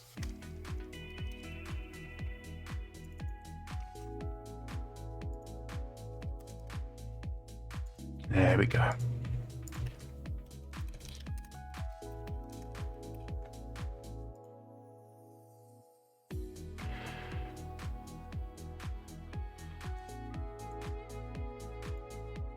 Okay, track count and intensity. So we are actually over on page 147 now.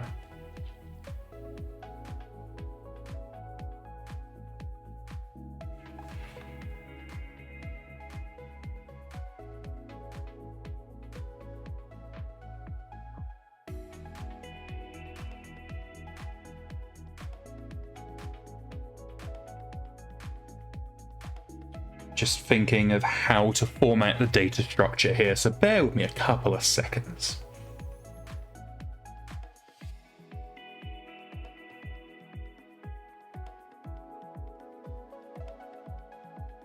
Yeah, that works. Okay, so we're going to go ahead and create ourselves a new concrete class.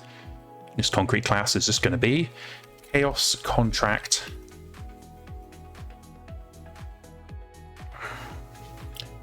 Determine intensity.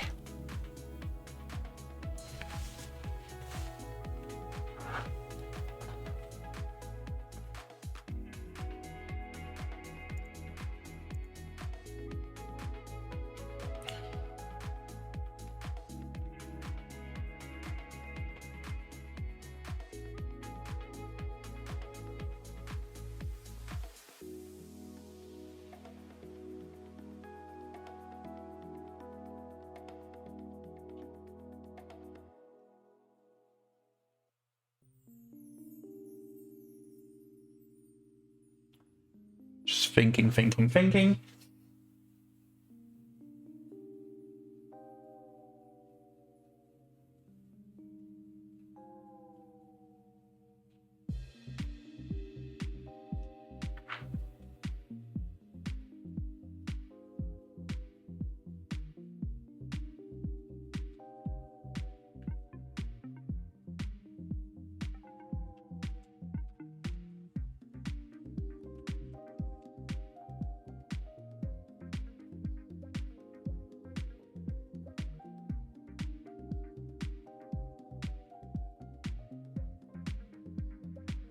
I apologize for the silence. I'm basically looking at pages 146 and 147 and deciding how I want to handle tracks. Not necessarily the mechanics of the tracks, but how we want to handle intensity.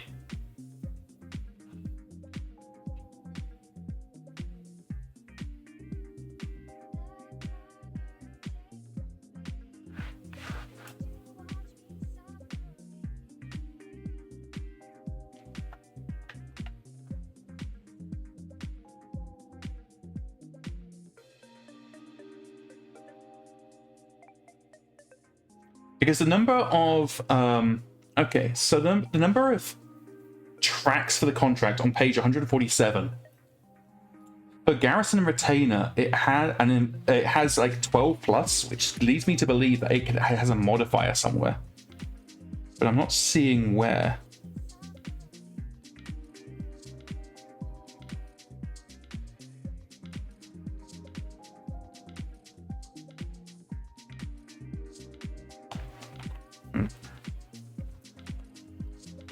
I'll figure it out. I think it might be a typo. So first we're going to need to determine track count, which is going to be private integer determine track count. And we are going to want to have chaos objective type.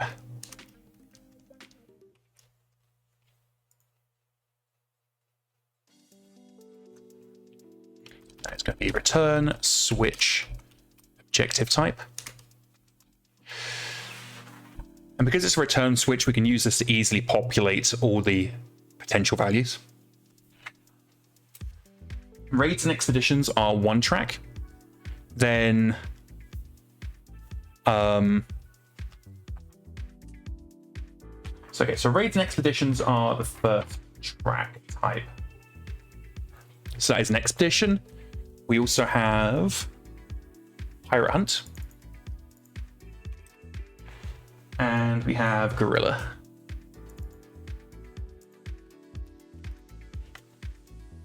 Then the next category is, I believe that was garrison and retainers. Which is going to be garrison and cadre duty.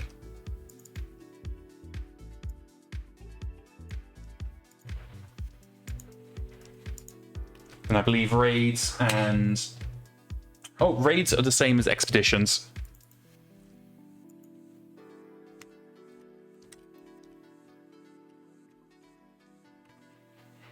An invasion has its own category.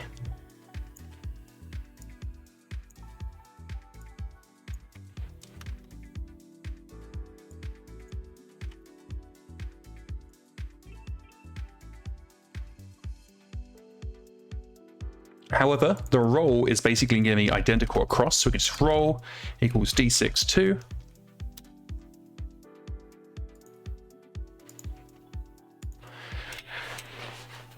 And we're going to yield the switch of the roll.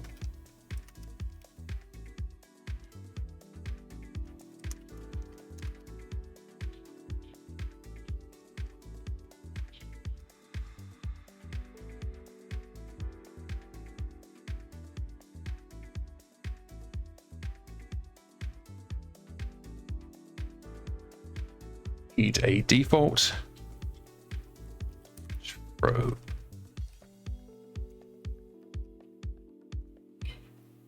That's not what I usually use. I like to have a specific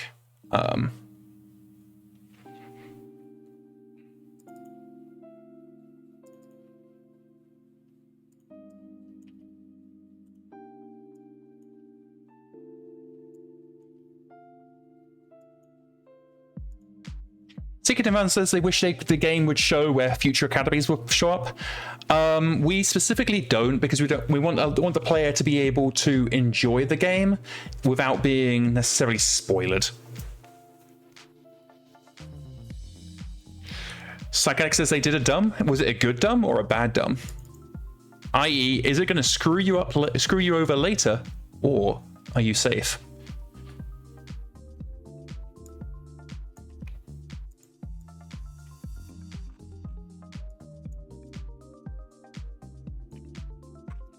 Okay, so 2 to 8 is 1.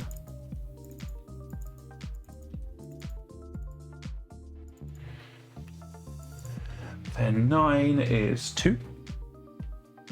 9 to 11. And then 3 for 12.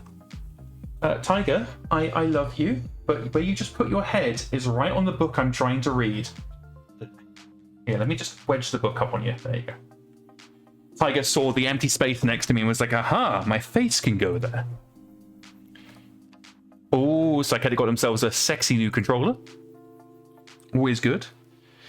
Okay, Garrison Retainer is 0 all the way up to 4. 5 and 6 is 1. 7 to 8 is 2. 9 is 3. 10 is 4. And then we jump to 12 plus. So I'm guessing that's meant to be 11 to 12 for 5.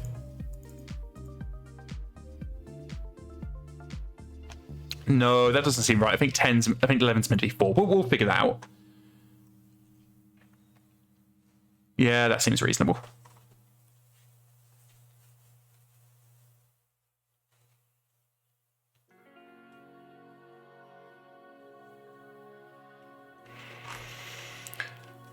Okay, Invasion starts off with 2 all the way up to 5.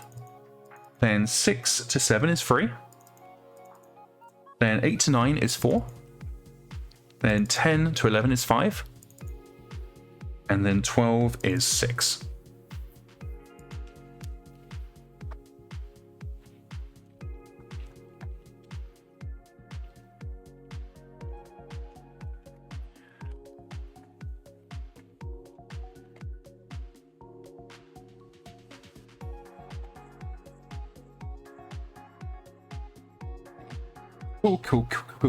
Cool.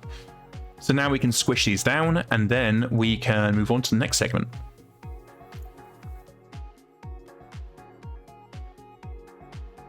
Seeker 10,000 says, in current MekHQ, does renegotiating contracts count as check for the purposes of XP? No idea. No idea. That whole system is incredibly poorly implemented, and hasn't been remotely maintained over the years. Basically, and I don't blame the implementation on whoever implemented it. I want to be clear when I say poorly implemented. I mean, it wasn't...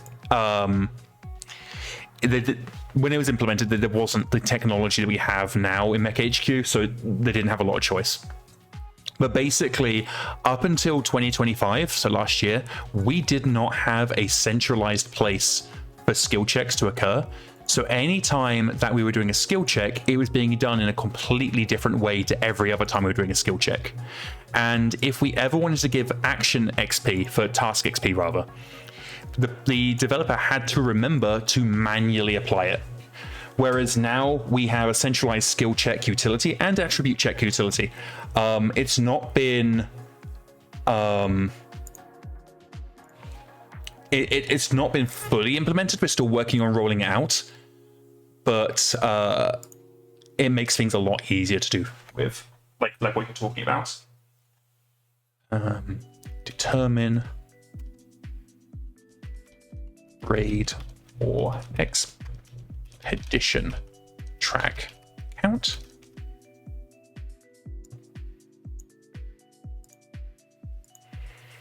Determine garrison track. Garrison or retainer track count. And lastly, determine invasion track count.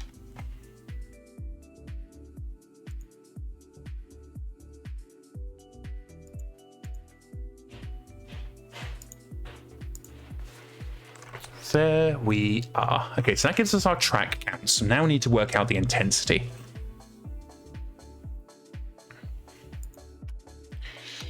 Private.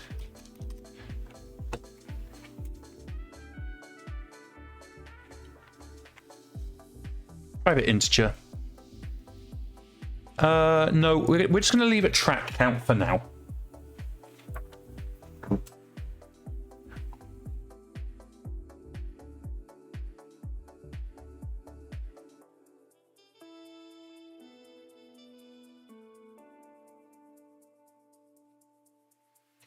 We're going to leave intensity for now because I have ideas there, but it's not really relevant for what we're working on right this second. So we're just going to go with track count.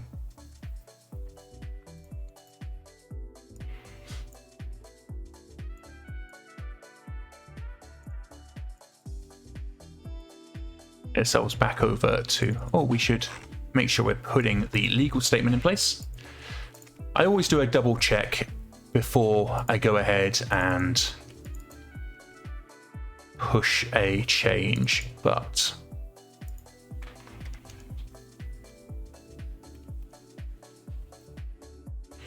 did I not make that public? I didn't. Whoopsie doodles. Tiger, you can't put your paws on my book. I still love you. You're still a good girl, but you can't fuck up my book. It's a very expensive book. Tiger is sad. Tiger is forlorn. I never let Tiger have her way. That's what she thinks, at least. How dare I not let Tiger destroy my book?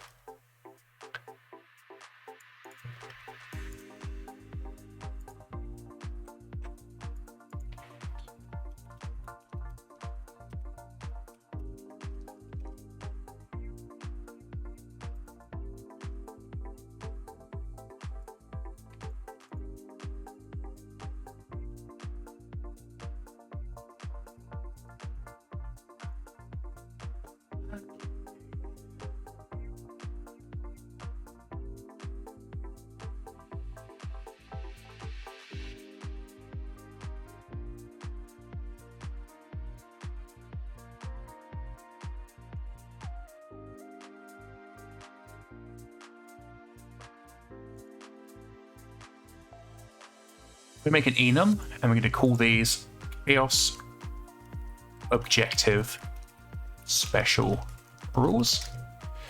And we're just going to use this enum as basically just to store any special rules related to. So raids don't have any. Pirate raids, so they use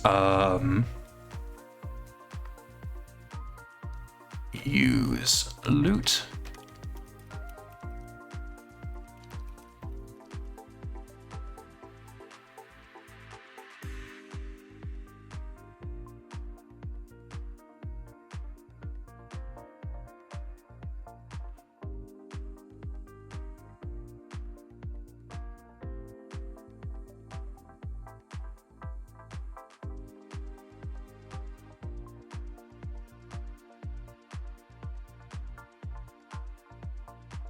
Then we go for track limit 2.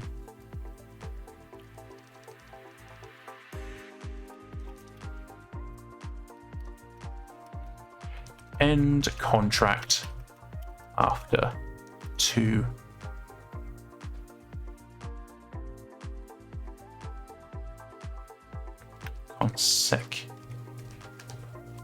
Consecutive tracks.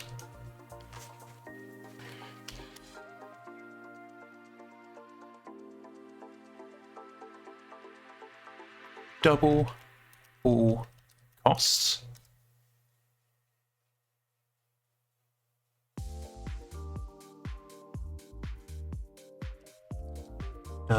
No in contract support. Double support payouts. Well, I'll be able to show this what we're actually doing here in a minute.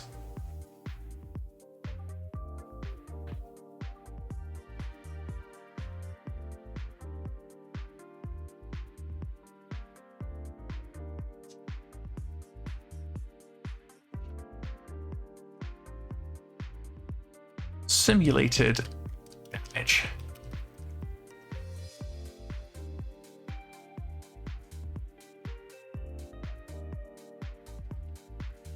There's any more? That looks to be it. Okay, so we now need to go ahead and add some comments to these.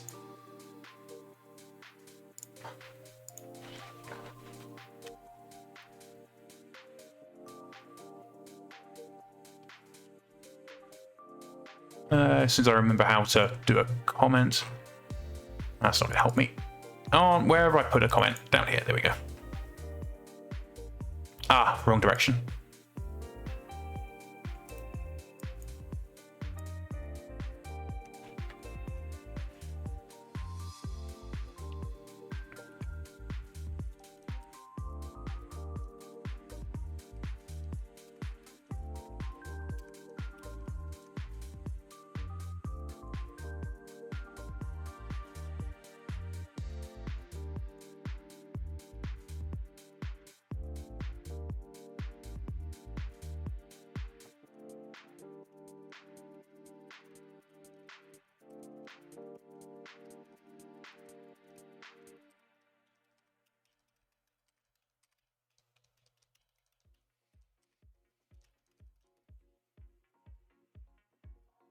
Oh, Radar's just bought themselves a brand new dropship.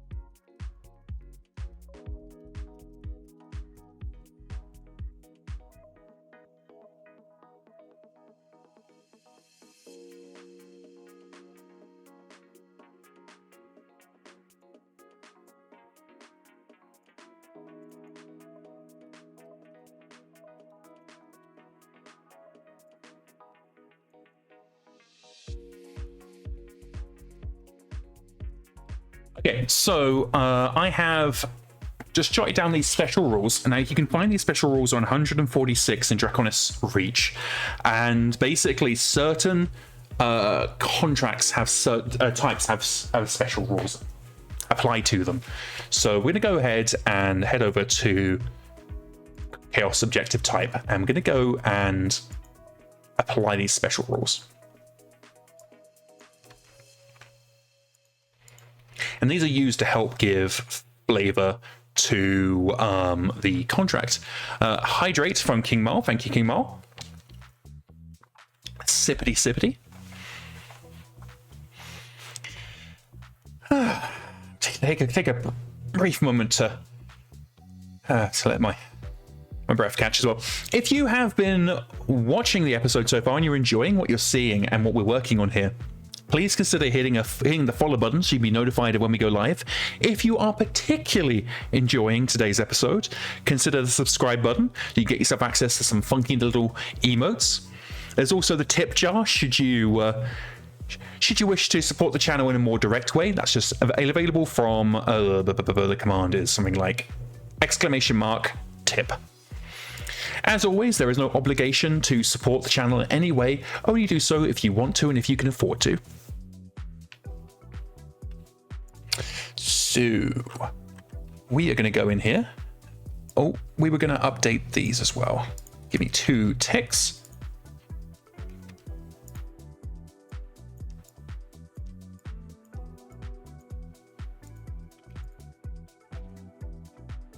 Oh, apparently I completely fucked up the copying there. There we go. Private final list. Chaos objective special rules.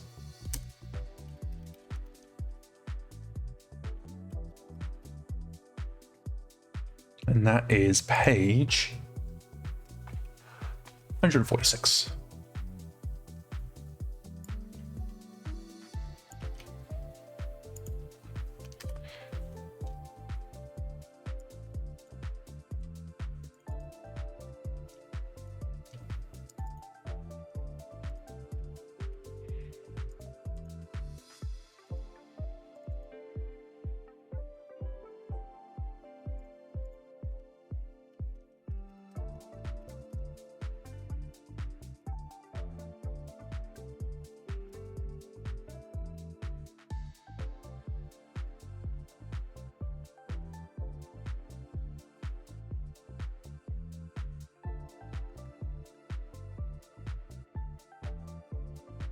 Public Boolean. Use pirate looting.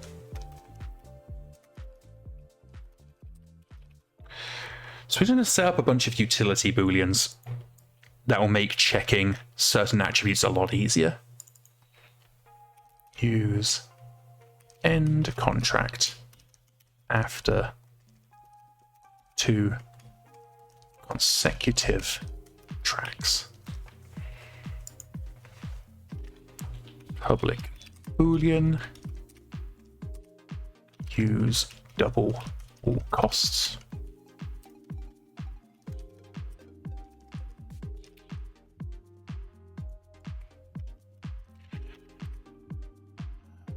Public Boolean. Use no in contract support.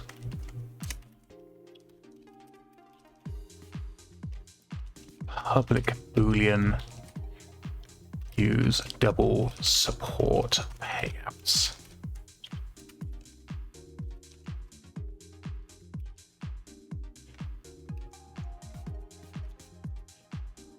Public Boolean, use simulated damage. Turn false. And public Boolean, reduce. Reduced combat pay.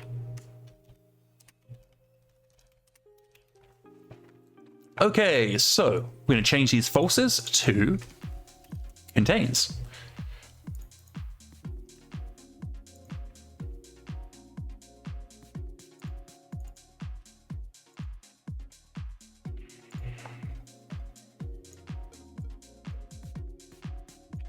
And the reason why we're doing these is it just makes it really, really effortless for us to get the information we need, rather than needing to do this pattern every time we want to check a certain special rule.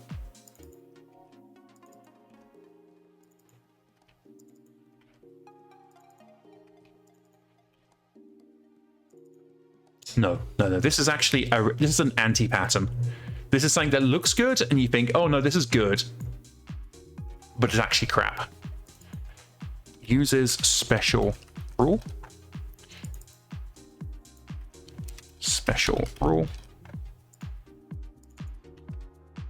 There we go. That is much cleaner. That is much, much cleaner. So there was so much boilerplate there before. Boilerplate is repetitive code. Whereas we're effectively doing the same thing just with one method now. Much, much better. Much cleaner. Okay, what is next on our agenda? Well, we need to go ahead and actually give the special rules to these contract types. So Expedition have no special rules. So we just do list of. Pirate Hunt does have a special rule. It has the end contract after 2 consecutives. So list of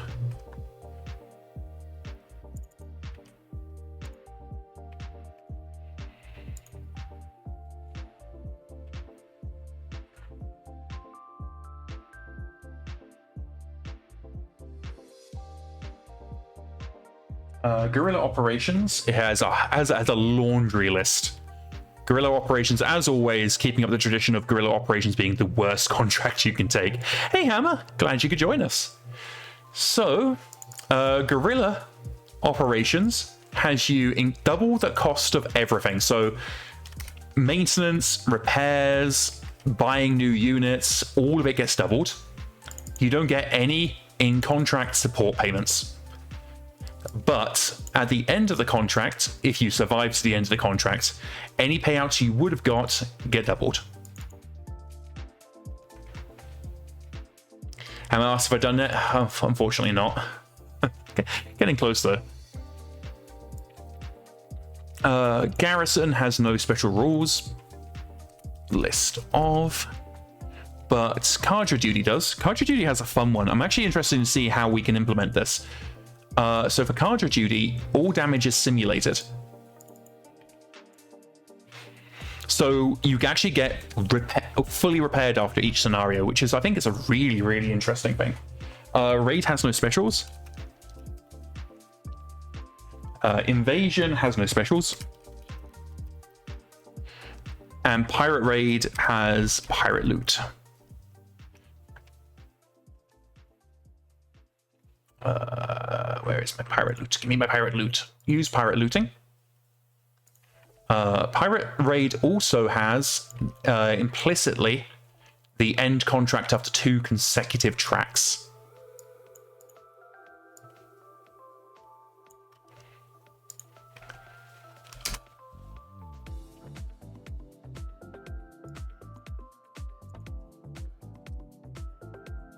Don't like that. That's gross. Okay, let's we're going to create a pattern here where we have the special rules on a new line.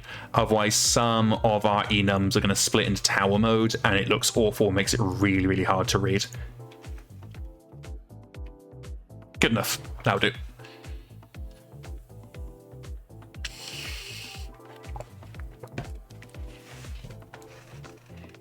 Actually, we are going to remove these, and we're going to directly import, because it's just going to be cleaner.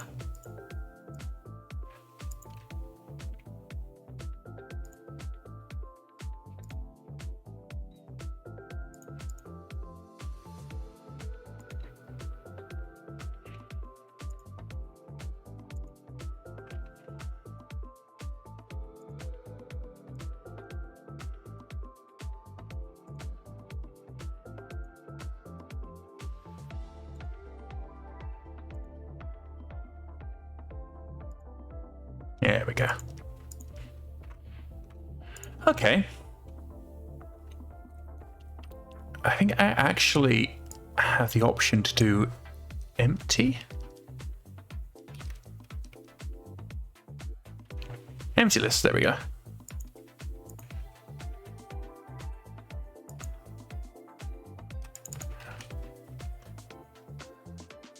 Collections empty list. Collections.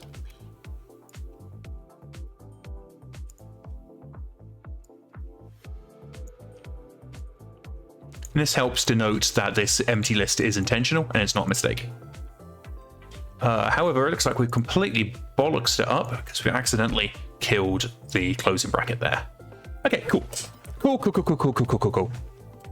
And these special rules will make sure they're available, visible to the player when they accept the contract. So when you look at your Guerrilla contract, you can be like, oh, all my costs are going to be doubled. I'm not going to get any contract support. I'm not going to get any payouts. It's going to be awful. But if I survive, I'm going to get a big payout at the end. Personally, I think Guerrilla Operations continues to be and has always been a new player trap, but we'll see. At least it's only 3 months long now instead of like 18. Not entirely sure if that's gonna save them, but I suspect they're still gonna be continuously skipped by everybody with good reason. I suppose now is a good time to talk about what I've been thinking about regarding how to do tracks. So give me 2 seconds just to stretch out my shrimpy spine. Oh, Mr. Bear's having a big dream. And having some water. If you want to turn your attention down to 147, it's essentially how it works is that each track is a scenario. So your contract might have 3 scenarios, 3 tracks spread out across however long. And then you just roll a d6 to determine, okay, on which week, sorry, which month within the contract should the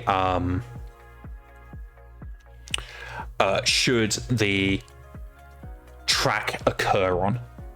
And the problem with that is it basically means you can have a 6-month contract where you have 3 scenarios across the entire contract. And I personally don't think our player base is going to accept that. I actually don't think it's too much of a big issue, but I also understand our player base is probably not going to accept that. So what I'm planning to do is change it so that we change the tracks optionally. We optionally change the tracks to weekly. So instead of it being a 3-month, it'd still be a 3-month contract, but we would re-roll tracks every 3 months. Or every 3 weeks, beg your pardon. So you might have a contract that says it's got three tracks, and then on week 1 you have 0, then on week 2 you have 2, then on week 3 you have 1, and then we would re-roll. The reason why, so tracks themselves will be consistent. I think. I haven't really decided if we're going to roll tracks each week or each period, or whether we're going to have the one set of tracks last the entire contract. I'm thinking we're probably going to have have tracks be recycled. So you get your initial tracks, and that's the initial, and then you roll again at the end of each period to determine how intense the next section of the contract is. And I think that's probably how we're going to play. This also has some issues with StratCon, where you can just spam the map until as many scenarios as you want spawn. And I'm not wholly sure how to handle that. I think we are very much drawing to a point where StratCon is probably, I don't want to say getting deprecated, because that's not correct at all. Where I think we're reaching a point where you're going to have legacy StratCon, then you're going to have the different flavors of StratCon. We've already experimented with this with single drop and mapless, but I do think that's what we're heading towards, a world where there are multiple different flavors of StratCon for different players. And you pick your flavor based on what kind of campaign you want to play.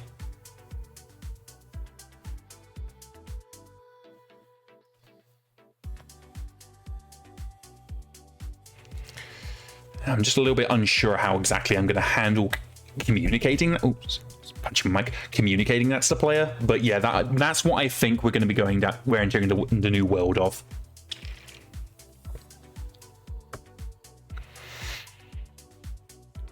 Right now, track count is largely going to be dead code until I figure out how I want to handle it on the at the StratCon layer.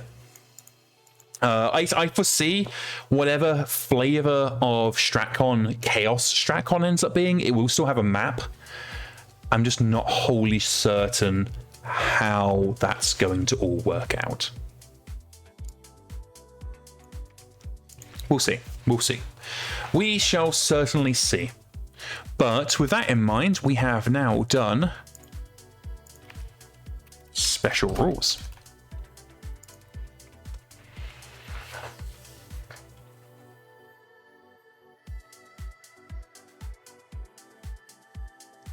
Okay, so let's look at what we've done and consider. We've now got our employer, we've got our objective, we've got our enemy faction, we've got target system and target planet, although apparently I haven't stored target system. Let's go ahead and fix that. We have target planet, albeit placeholder. Uses placeholder code. We know how long the contract's going to be. We know we've got the initial contract terms, and we've got the contract count to do future thing.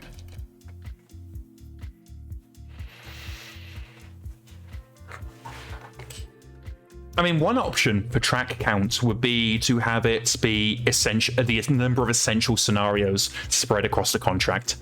Actually, I really, really like that. That's actually a really, really good way of doing it. We just dictates how many essential scenarios there are. Huh. Okie dokie. Something to think about, But that gives us our basic information regarding the contract refactoring. So I'm going to step away very briefly. I just need to visit the little Mech Warriors room. I'll be right back. And I'm back. So let's go ahead and slip ourselves over to IntelliJ and figure out what's next on the agenda. Seeker 10,000 says, do you have answers to my advanced medical questions the other day? I don't. I haven't even remotely had the chance to do anything that isn't contract overhaul related. Every dev moment I'm spent is either being spent reviewing other people's code or working on the contract overhaul project. The best thing you can do is open up an RFE/issue report. I really do not have time to investigate your questions, I'm afraid. Sorry.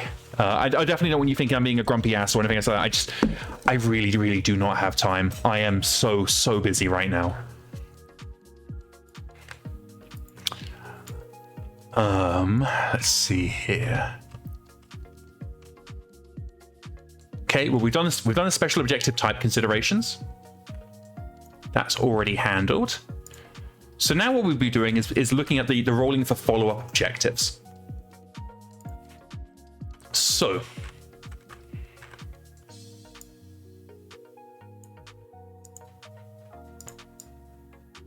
how do I want to handle follow-up objectives?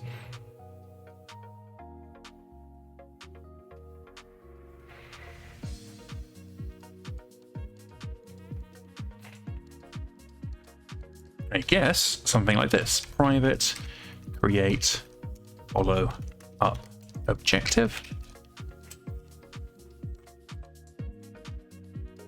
So this is normal contract generation. Fair enough. Do I want to leave follow-up contract objectives for now? So if the idea was that you could have some contracts which are like multiple objectives one after the other, I'm just not entirely sure if I want to do that. Let's skip that for now. Renegotiating contracts it will be handled elsewhere.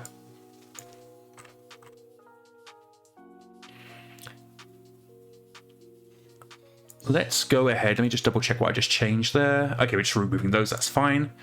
Okay, so now we're going to need to go back to our actual contract stuff.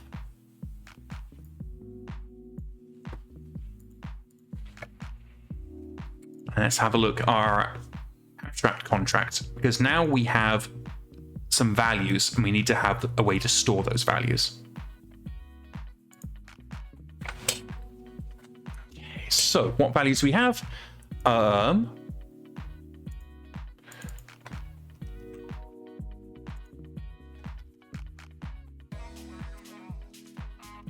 Step 8, return.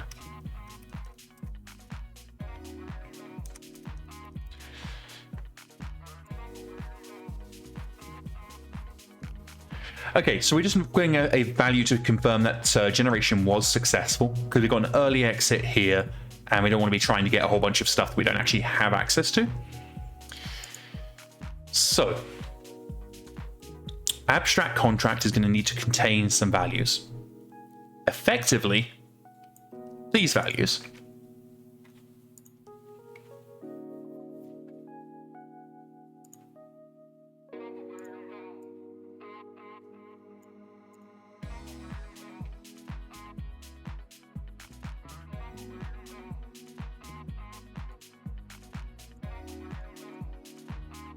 So we've got our employer data, got our enemy. We have our target system and the specific planet within the system that we're targeting. We have our contract terms, which will probably change to contract terms. We have our objective data.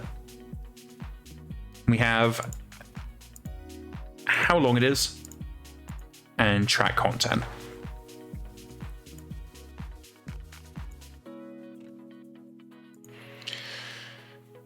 So, what do we do here?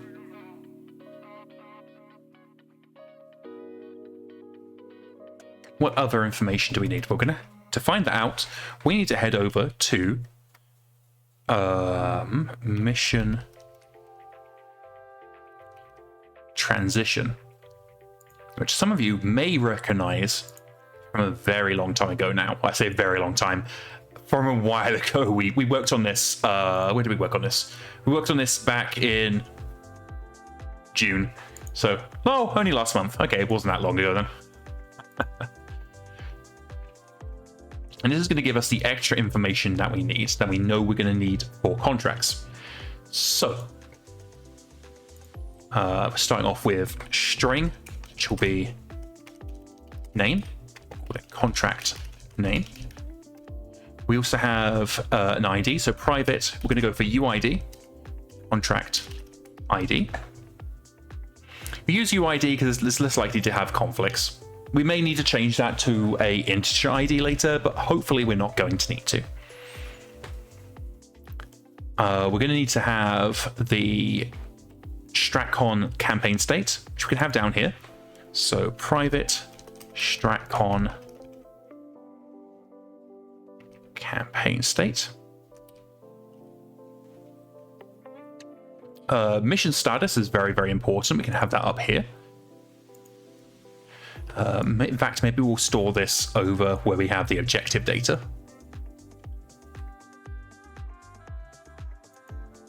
Contract type name, we don't really care about that. Contract type, we've got that here. Description, that's a good one to have.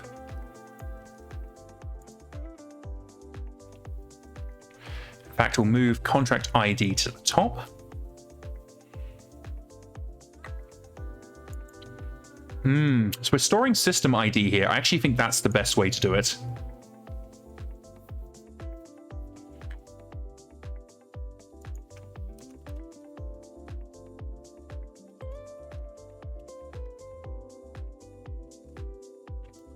Okay, so because by storing it as a string, we enable us to reduce the amount of data that we're storing.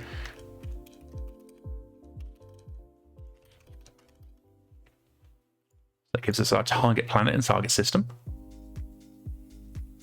Oh, okay. Transient cached jump path is good. Okay, here's some information that we need. We have private local date start date, private local date end date.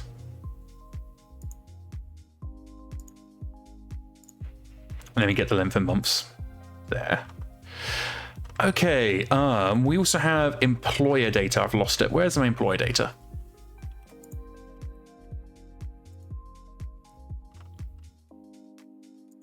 Okay. So this is employer generation data. Really, I want specific employer data. Do I already have that? Doesn't look like it.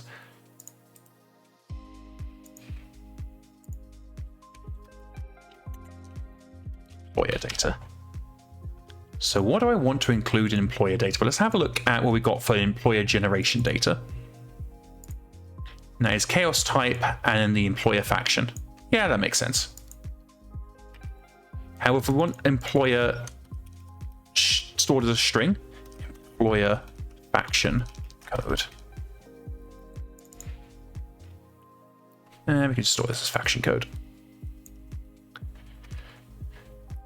So we're storing it as string again to reduce the amount of concrete data that's being held within this value, because we can very easily fetch the faction from that information.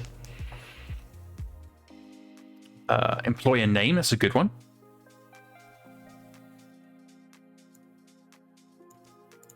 String employer display name.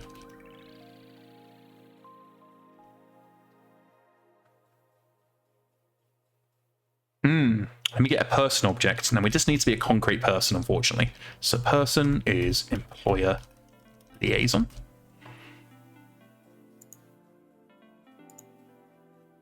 And we're also going to want to have another person, and that is person employer negotiator.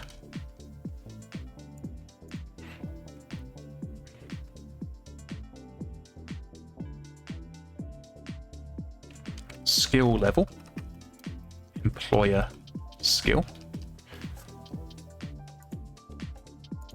forces skill.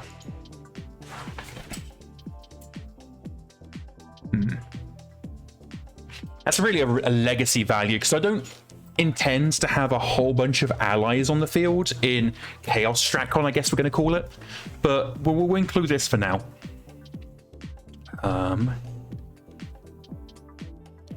Integer is ally quality rating. Then we have camouflage,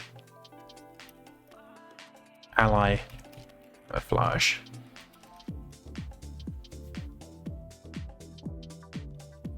Oh, having to stretch out my spine and check my posture. I was very shrimpy today, so thank you for both of you.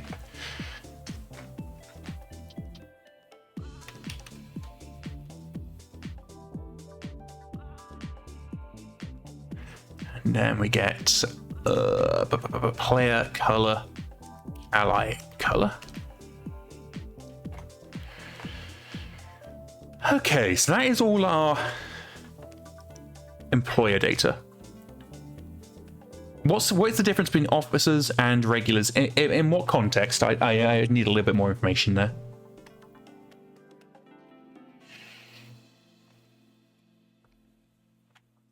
Let's see here. Is this giving me all the information I want? In terms of personnel, roleplay wise, there's a difference. In terms of rank, rank's predominantly roleplay tool. Some characters will get grumpy if they're not an officer. But yeah, basically it's largely a roleplay tool. You can use it or ignore it without too much problems.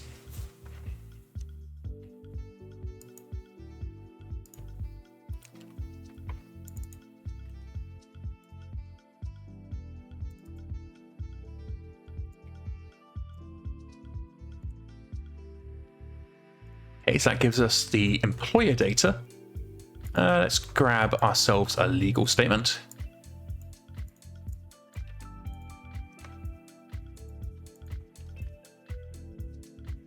Employer generation data might actually be something we can get rid of, honestly.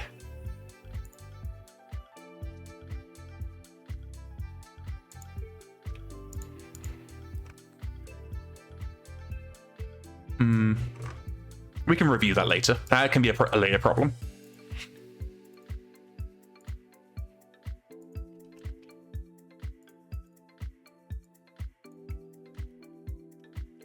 So one of the reasons why I'm creating these little tiny data holders is it allows me to more effectively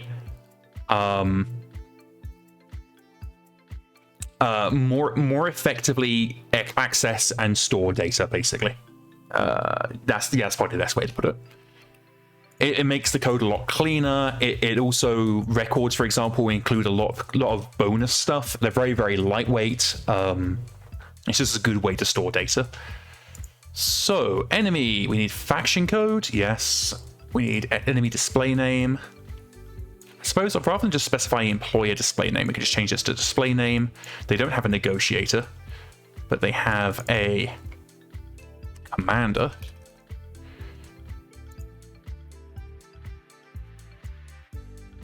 They have a force skill. They have it's an equipment rating is what it is.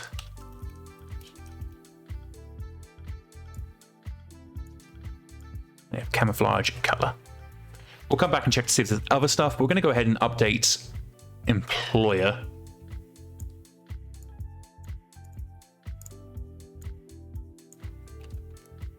Go AI.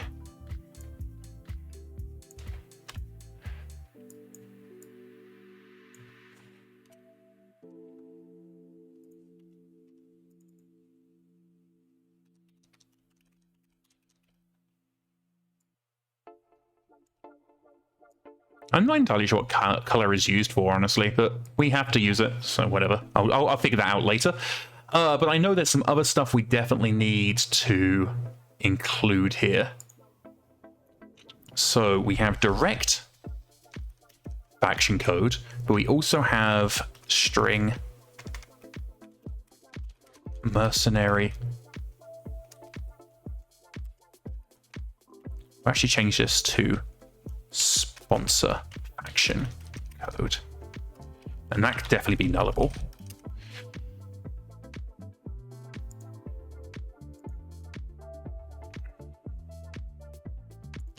Commander, we need to store whether the Bachao has been accepted if relevant.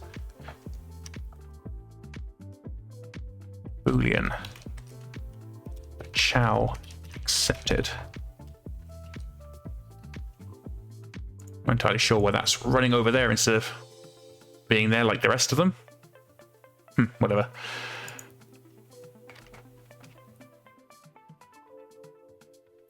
Skill, quality, bot name, we got display name there, camouflage, enemy color, that's all good and dandy. Get you over there. Oh, now they all want to do that. Okay, whatever. So that's going to give us our enemy data.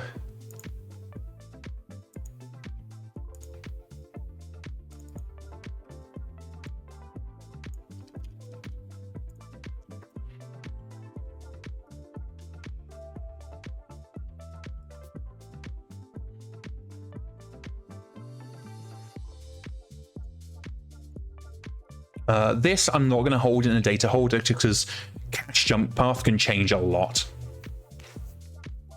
Contract terms can be in data, but let's go ahead and move that up to where the other data holders live.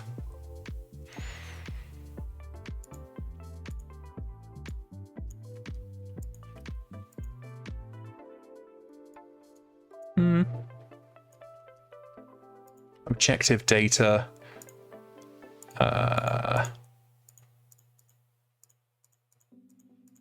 Do we want to have this in a data holder?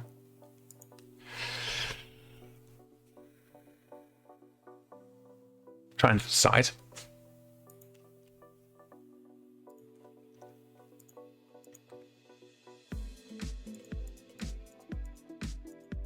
I guess it's not going to hurt having it in a data holder. Contract schedule data. And that is a record, not a class. I mean, record is a type of class. Local date, start date, local date, end date.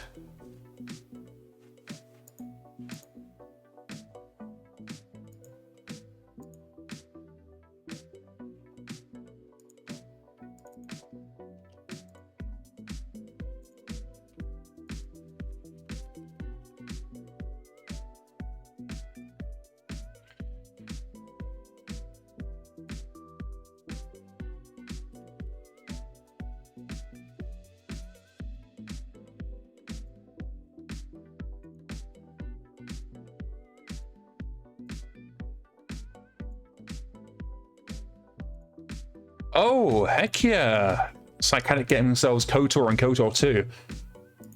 Good games. Very good games.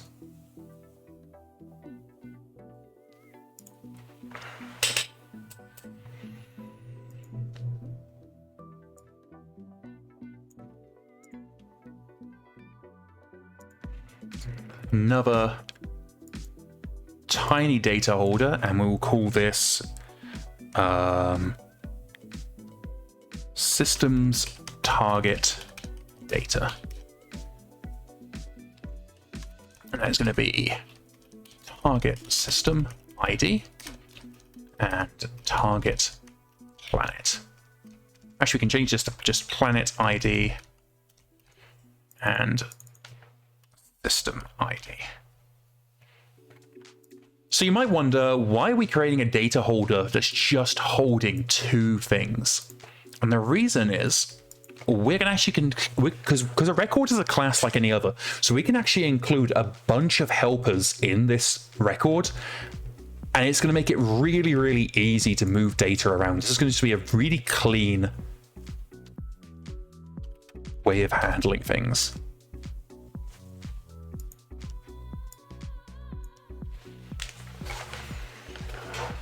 Now, the cache jump path, again, we kind of need to have that be its own thing.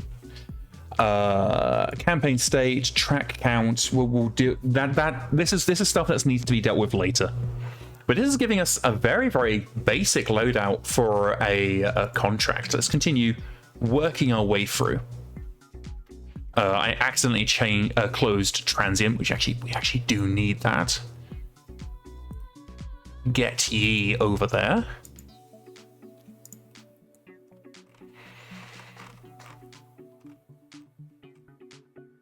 So contract difficulty. Yeah, that's something we probably want to store. Well, not store, but have access to easily. So private int cached contract difficulty. I don't really care about any of this. We do need this though.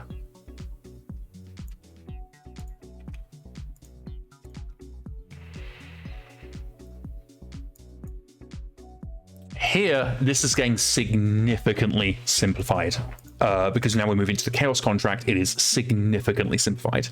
So,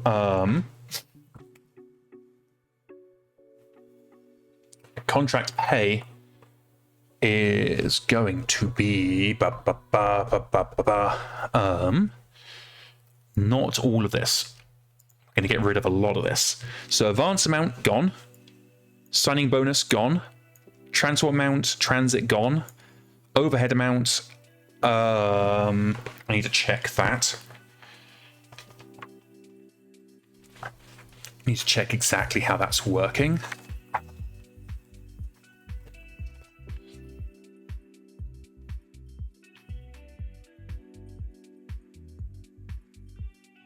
Expenses on page 31.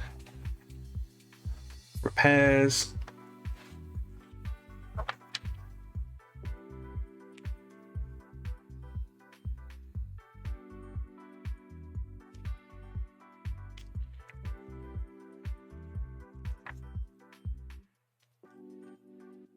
And we have straight support, so I guess that's just going to be support amount. Base amount, yeah. Fee amount, we don't need to care about that anymore. So we are significantly reducing the financial data that needs to be held. Now, salvage by unit and employer, that will change. Salvage exchange we're storing in the terms data. But I would really like to have a money object. There's a little data holder here. So finances data, contract finance data.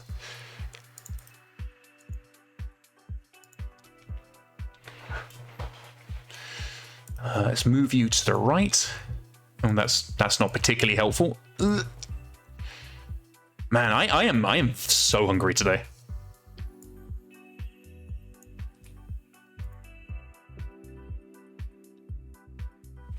Hammer says, random musings, if we don't get tempo of combat ops right, players will bloat money from reduced expenses. While true, they also will not be gaining infinite salvage. It's something that we are absolutely going to need to keep an eye on and adjust as necessary. I am interested in doing as close to rules as written first, and then house rule as it becomes necessary. Because what I don't want to do is try and theory a whole bunch of problems that might not actually exist. So base pay.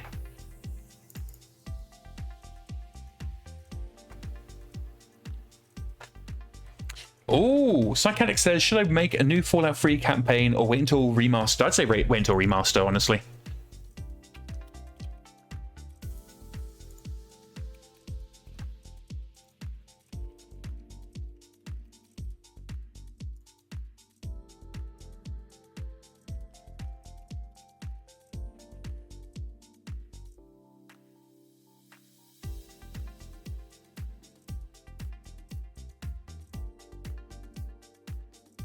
So this data holder here, this is likely to change. I'm expecting to need to update this as I review the how exactly the pay structure works for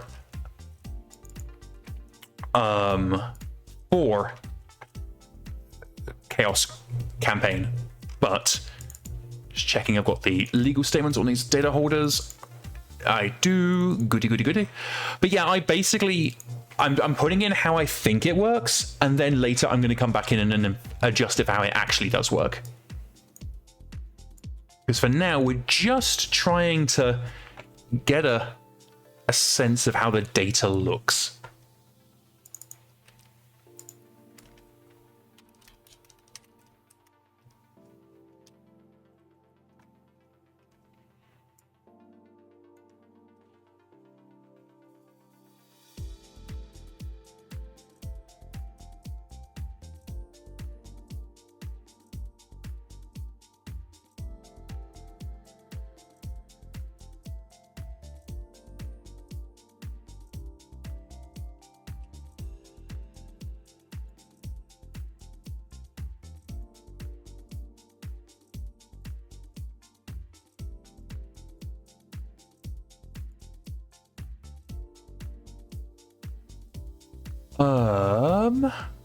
Okay, so let's close out of here. What's next on our abstract mission transition?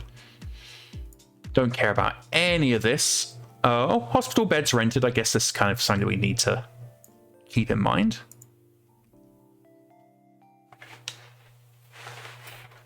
Oh, something we do need to add is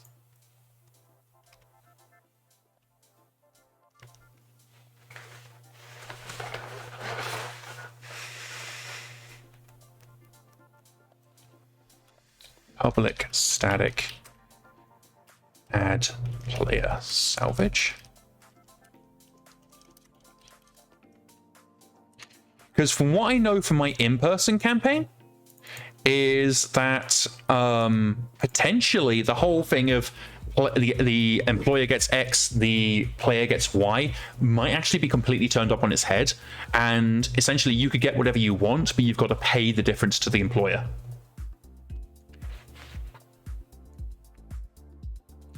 If that is how it works, when I double check Draconis Reach, that's going to significantly change how it all comes together, which is good. Add player salvage. So we just want to create ourselves this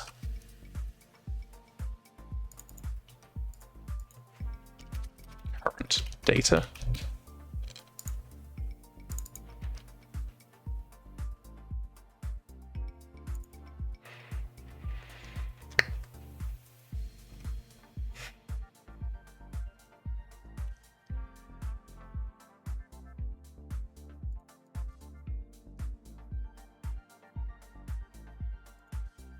Arshazi asks, pay per finished combat or pay at the end of the contract to viewer? I don't know. I genuinely don't know. This is one of the things I absolutely need to review and make sure I'm getting it right. Because I don't have a huge amount of experience with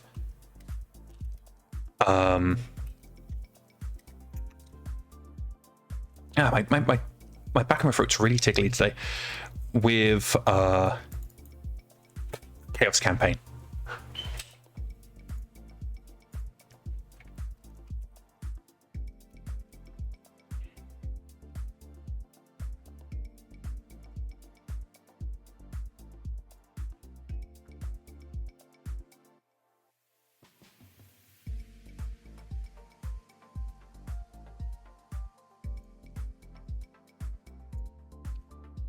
Don't actually need that.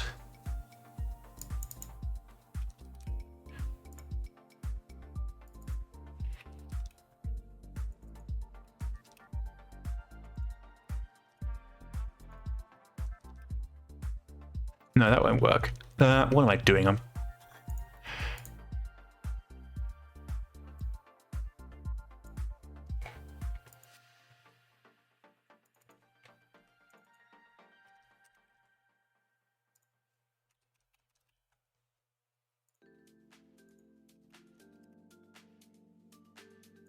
There we go.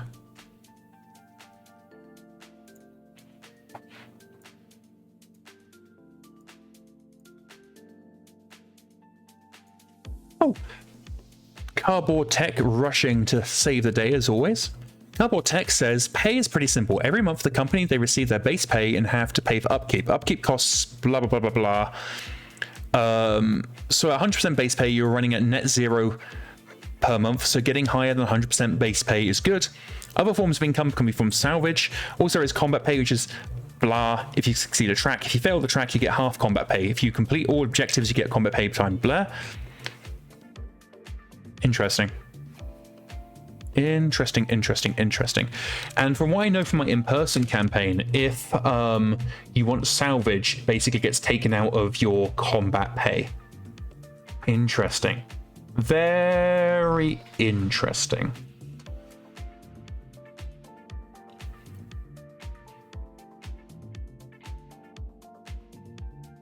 So basically essentially how it would work is, rather than right now where you're like, okay, I have 50% salvage, which means I need to make sure I get 50%, the employer gets 50%.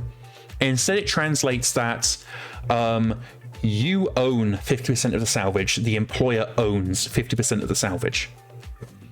So if you want the salvage, you have to pay your employer to buy off their 50%. Whereas if they don't want the salvage, they pay you what you own off that unit. So if you have a unit that's worth 100 SP and you have 50% salvage, your employer owns 50 SP of that, and you own 50 SP of that. So you can buy it off your employer for 50 SP and get the unit.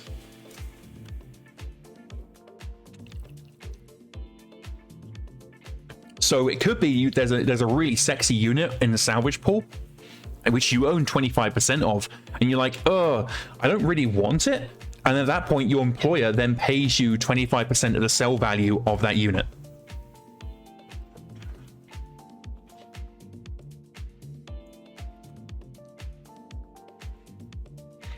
So if that is the case, I don't need to track player salvage anymore,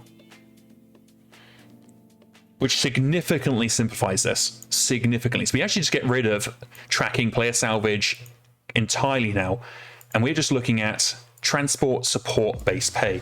Potentially we have even fewer of these, but we know for certain we need transport. But do we need to store this at the contract level is the question. I don't think we do. I think this is in the in terms of the contract, maybe. No, I guess at contract agreement you pay, you select your transport, support, base pay. I guess base pay becomes monthly pay. Monthly pay.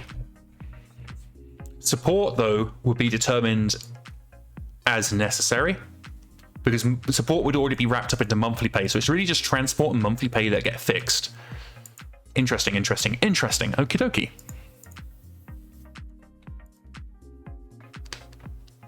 Yeah, this is one of those areas where right now I'm just kind of penciling in the data structure to get a sense of how it all fits together, and then later we kind of come in and deal with all the stuff. One thing that's really important, scale. Because scale dictates how many combat elements you need and how many combat teams you need. So kind of like a step back to where we just tracked combat teams. Is the player attacker? We don't give a shit. We also don't care about negotiation roles anymore. Morale, we do care about. So, in fact, we actually care about this sufficiently for it to just exist as is. Now, I fully expect in Chaos StratCon, or whatever I brand it, morale is probably going to work very differently. I want to significantly simplify morale, honestly. I may even just go as far as just to completely remove morale as a thing. But for Normal StratCon, it exists, it's still needed. Okay, then we get down to scenarios. Well, those we definitely need to keep.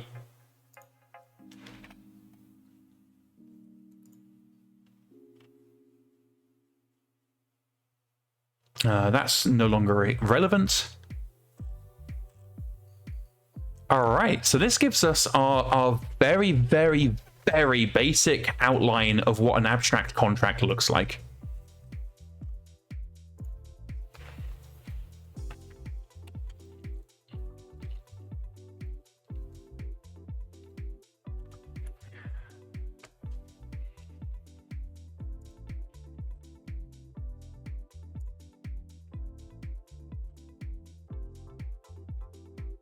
Yeah, all right. I'll call this mission status. There we go. Okie dokie. Let's save this. I'll call this basic data outline. Basic data outline. Yeah, this is very clean. One of the things I'm really, really going to be strict on is I want to keep business out of here as much as possible. I really just want this to be a data holder, technically a holder of datas, but where we can avoid it, I want to try and keep the business out of this class. So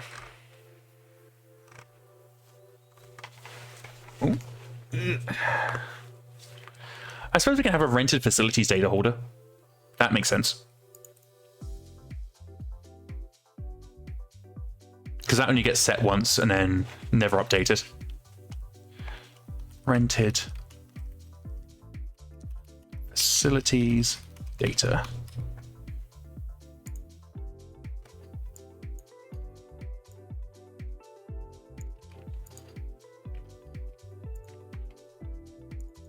Go away, AI.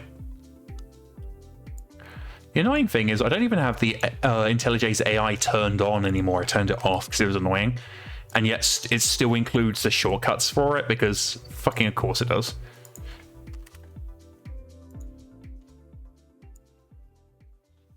Okay, parsability level is something different.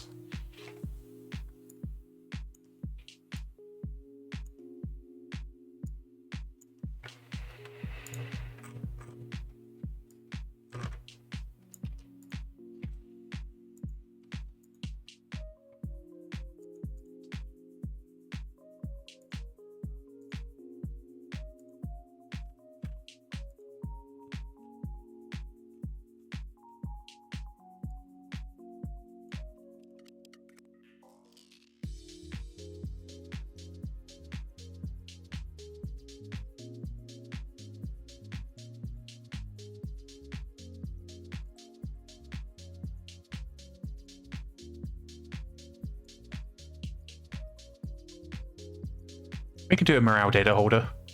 I was tempted not to, but it doesn't change sufficiently often that it would render the use of a record irrelevant. So we'll go ahead and do it.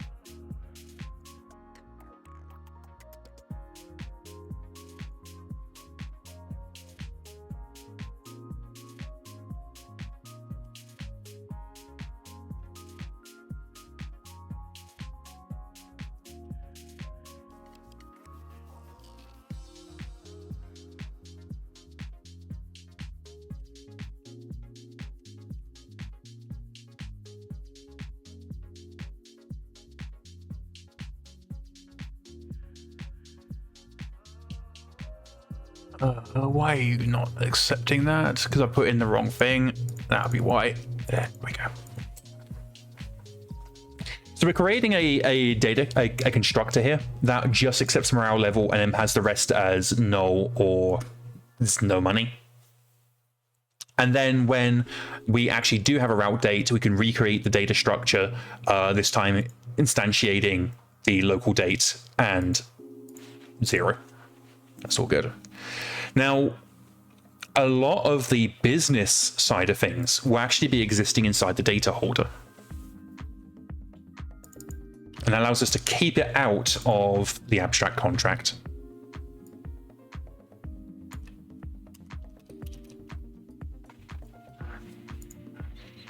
I'm not entirely sure whether parts availability level is something we can even give a shit about anymore. I'm going to go with no.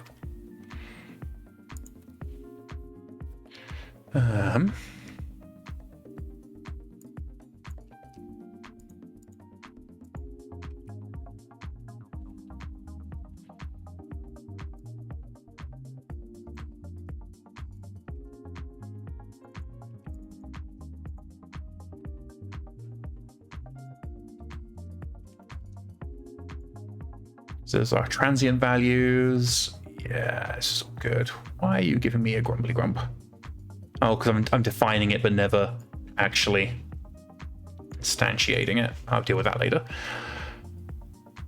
Okie dokie.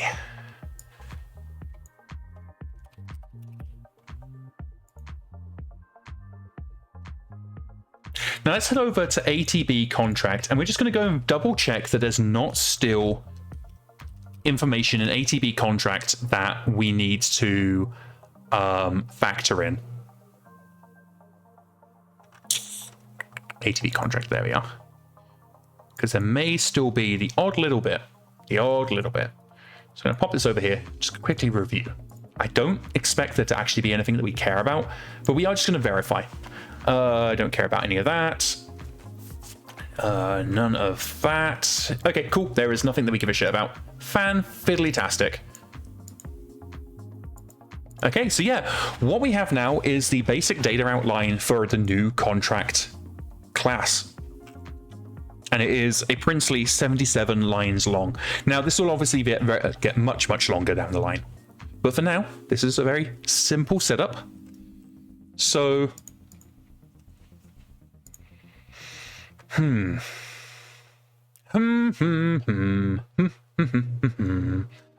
I guess, what are we even doing here?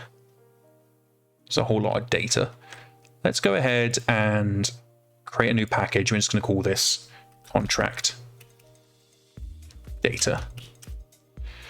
And all of these data objects, we're going to go ahead and, including the enum, we're going to move it over into contract data.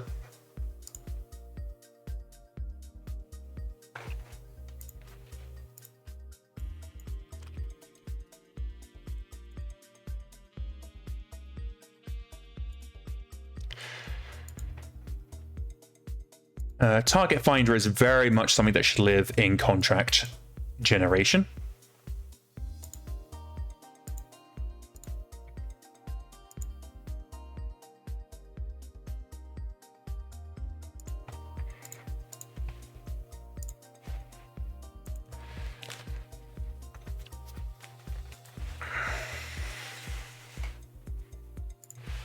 Which brings us over to chaos contract.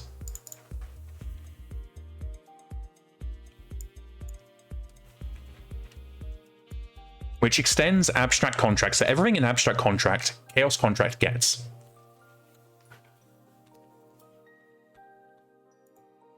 So we come back to normal generation.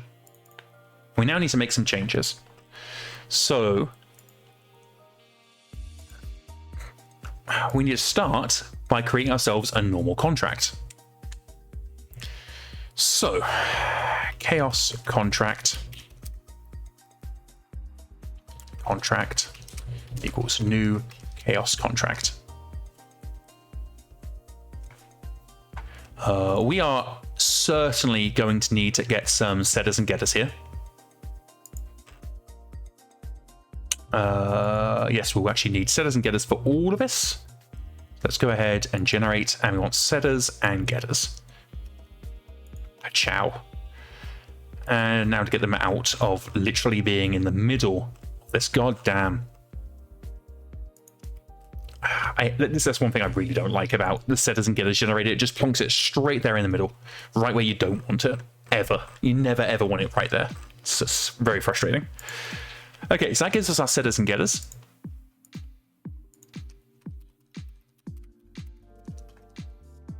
And I am once again legally required to bemoan the fact that in Java I have to manually define a setter and getter, whereas in C# it does it all for me.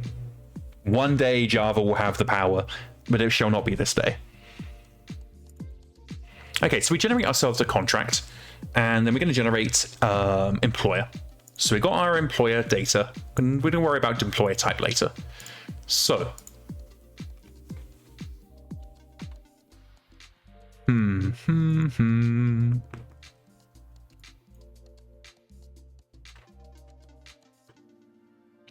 This can be static. This can be a static class. So public static chaos contract.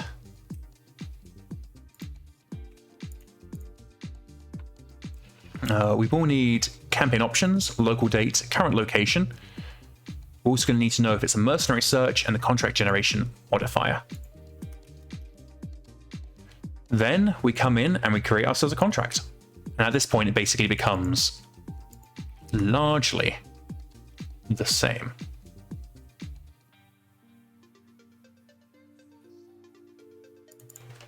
Employer generation data.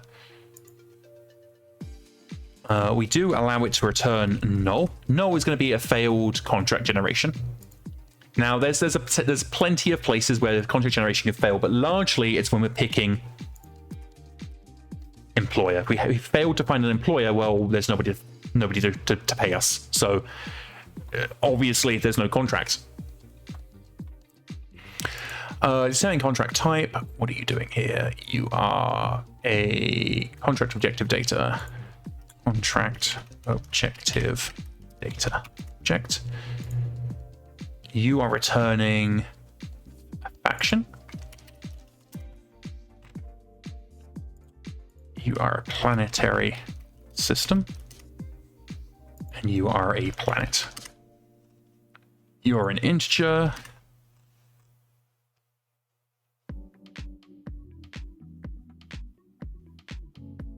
Your contract terms data. Contract terms data. You are an integer. And we don't care about you.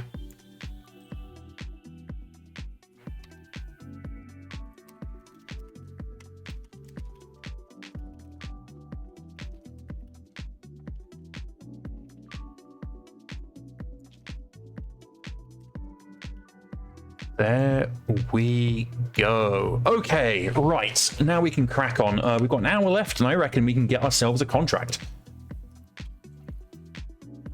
So we go in and we create ourselves our contract. It is a final, so we are not going to be changing this value at a later date. We go to set up the employer, and this is where I was thinking that maybe we don't need the employer generation data, because if we're getting start again, Danny. Illiani, let's if we are creating ourselves an existing data structure for employer data, potentially we can just use that. So let me get rid of all this other crap, and let's see if we can convert ourselves over to use the data structure that we're actually going to be using in the final form. So let's see, we don't have anything committed. We do have something committed. That's fine. There we go. Okay, let's see about getting rid of employer generation data. This is going to throw up a whole bunch of errors. The errors are intentional. It's going to show us where the errors live. So we're going to return here employer data. What do we then need to get our employer data? Well, let's find out. So we need to have an employer data type. Well, that's easy. We got that right there. So that's giving us our type. We also need a faction code. Well, got that here. Now, one thing I am questioning is when we go to normal contract, are we ever actually using the faction? Or are we only ever using... Okay, so enemy faction does use faction, but we're using short name down here. Let's double check. Are we using short name here too?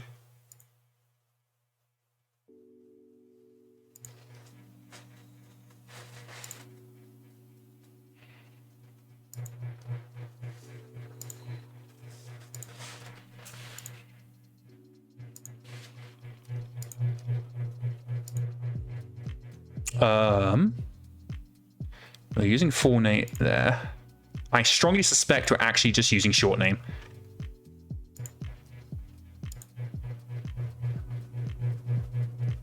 Okay. So find enemies at war, and there's going to be a couple of other places where we actually use the concrete faction object. What that tells me is we actually don't need the concrete faction object when it comes to determining our employer. And that's a really, really good thing, because that now means we can just do this. String employer faction code equals employer get short name. If you wonder why... Oh, God, what the hell did I do there? Yes, let's undo whatever the hell I did. If you wonder why I call it the faction code, in fact, instead of faction short name, it used to be called faction code. So this tells me, hey, we could actually return null here, so we need to factor that in. In the event that employer is null, if employer equals null, we're just going to return null. And I'm going to mark this as being nullable. There we go. Okie dokie dokie. We're casting some magic now is what we're doing. Okay, so we're going to get the employer. If we fail to fetch an employer, we're going to return null, which is going to tell the rest of the code, hey, nobody wants to pay us. We are then going to come in and we're going to get the employer faction code, which we need for this. We also need to get the employer's display name. So string employer display name. And that is employer get full name. We've got current dates here, so we're just going to fetch the year, get year. Bam. We now have the display name of the employer. Sorted. Negotiator. We need person, employer, negotiator. And that, we're going to flip ourselves over to some code we brought over from the... Oh, who's messaging me? Oh, if I click the ceiling fan down one click, it shouldn't rumble on stream. So apparently my fan is rumbling on stream. My fan is no longer rumbling on stream. Thank you, beloved wife, who apparently is in the audience. Okay, so we actually already have the employer negotiator class. Negotiator. It says, oh, that's what I've been hearing. My bad, everybody. Right now, we do need to pass in campaign. I am very much hoping to stop that. But right now we do need to pass in campaign. We also need to pass in campaign type, which is not quite what it's called anymore. It's search type. So that means we need to pass some data in. We're now going to need a bunch of stuff. We need a hiring hall. What do we need the hiring hall for? Oh, I know what we need the hiring hall for. Okay. Okay, dokie, dokie. So let's pass in campaign. And again, I really don't want the campaign to be in the final structure, but we're going to add it in now because the old code says we need to. So we're going to do a to-do, remove.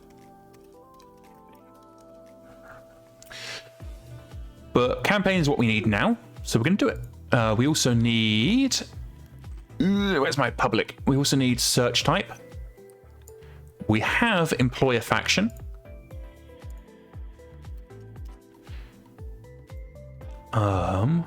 We do need hiring hall, which we can also get. So, campaign. What's next? Campaign, search type.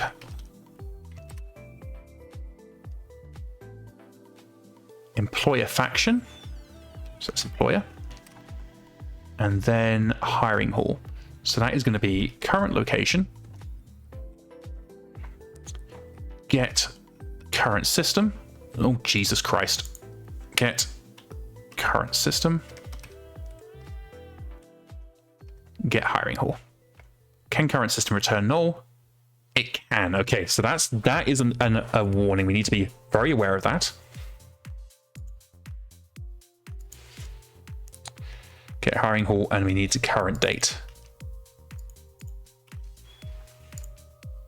Now, what I'm wondering is, can I get planet? Now, I know this is going to null point error, but I'm curious. What if I put get planet instead? Can I then get hiring hall from the planet? I can. Interestingly interesting. So let's step back.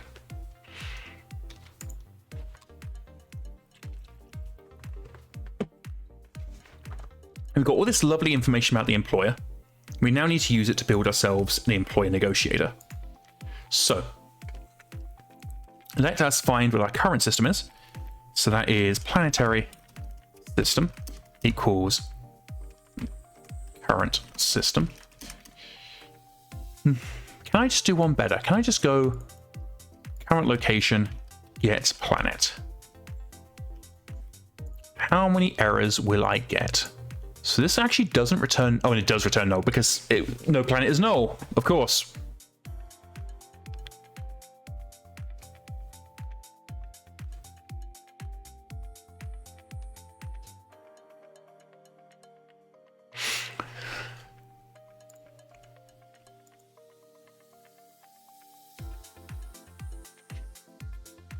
I see. Okay, now that actually works. I see how that's being done.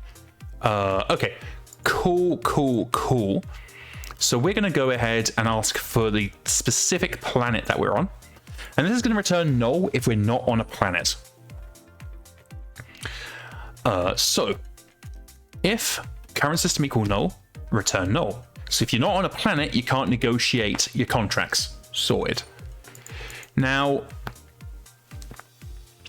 we probably want to do some kind of error logging here. So let's go ahead and instead of just returning null silently, let's go ahead and info.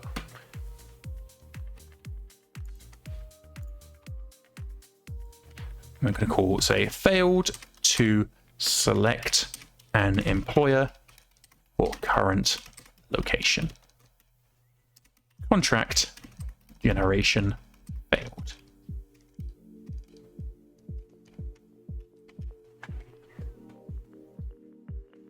And then we're going to go ahead and do the same down here. We're going to say player is not on a planet, unable to negotiate contracts. But yeah, sorry about that, everybody. I didn't realize my fan was so loud. Well, I know for future. So what's our hiring hall? Hiring hall equals planet. No, I suppose it's technically current system. I'm going to say current planet. Get hiring hall. And we're just going to need current date. It's going to give us the hiring hall for today. It's going to tell me. There we go.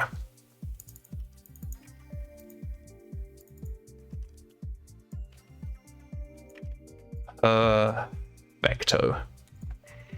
So this is now going to give us our negotiator. Fantastic. We also need to generate ourselves a liaison. We should probably have a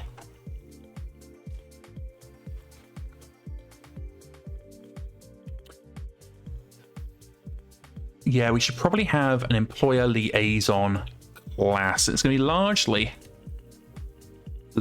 the same as the negotiation one, but with some differences.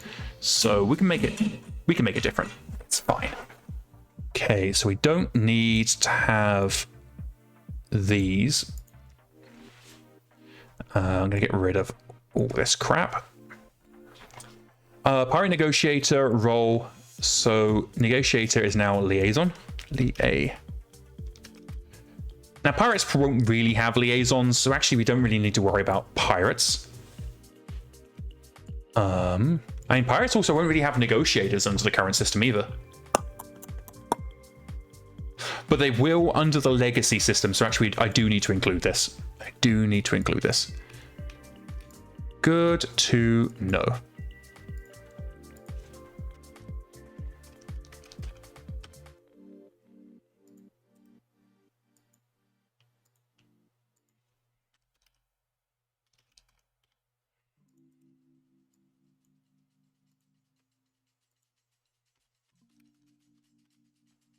Oh, God, that's not right. Ugh.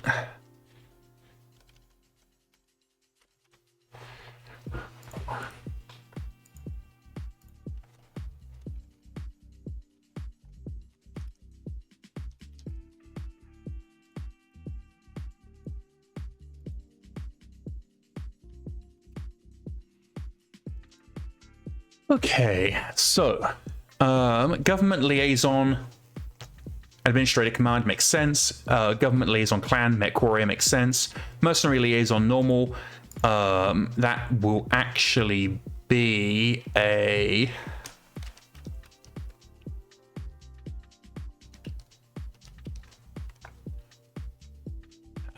there is a personnel role liaison. Military liaison. There we go. And the government and the mercenary liaison for the clan will be probably a merchant, actually, honestly.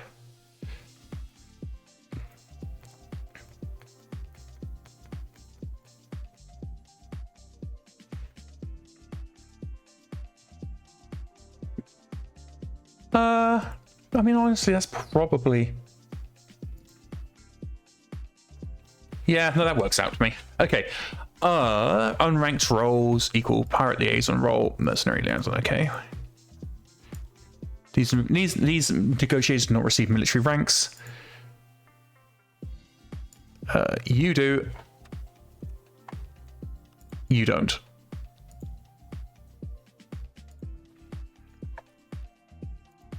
That's actually correct. Oh, hey! Looks like I was going to build an employee liaison. No, it's just renamed. Doi. Ignore me. Ignore me. I'm being dumb. Okay, generate liaison.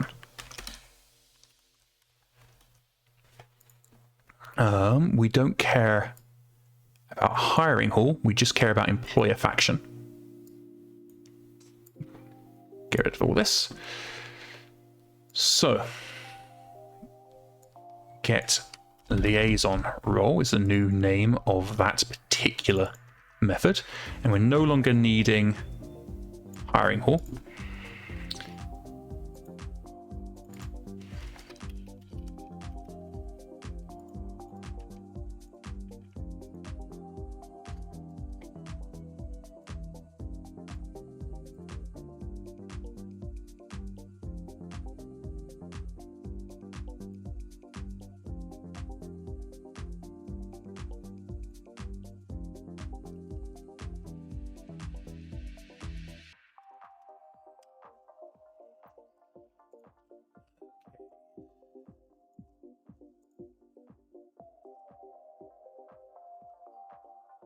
We can significantly simplify this. Return employer is clan, mercenary liaison clan, else mercenary liaison not clan.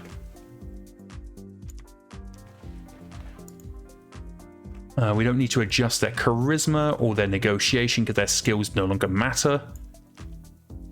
We do want to adjust their rank. We don't need to adjust their experience level.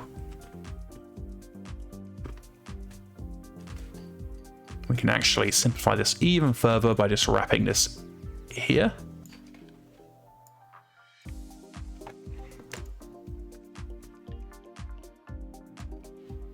Now we don't need to give them SPAs.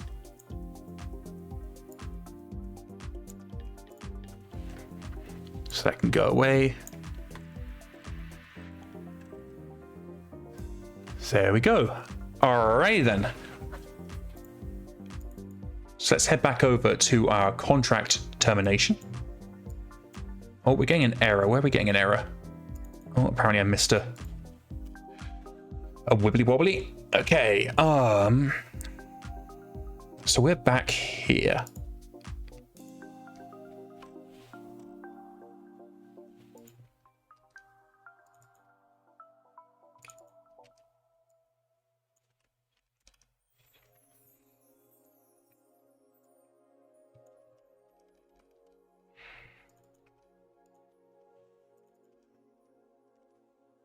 Perfect. So that's given us our liaison. We now need to generate the force skill. I wonder, does Draconis Reach actually touch on this? Let me have a drink of water, and then we can see if Draconis Reach ever factors in enemy. King Mo, hey King Mo, haven't seen you for a bit.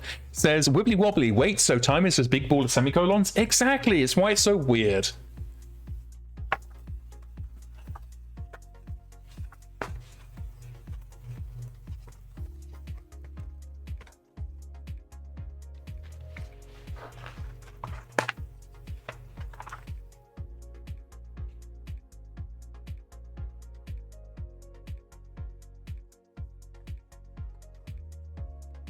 See if it's got anything but random pause.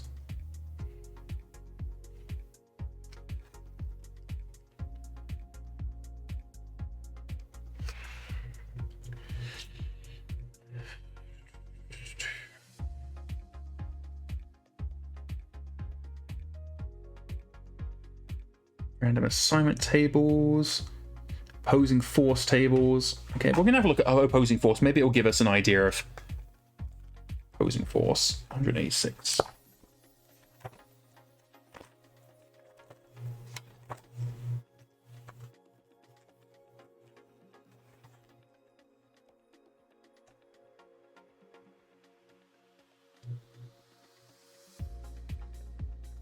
It certainly does not. Okey-dokey. Which means for now we will need to... Yeah, we're going to need to lean into campaign operations, which fortunately I also have next to me. Hooray!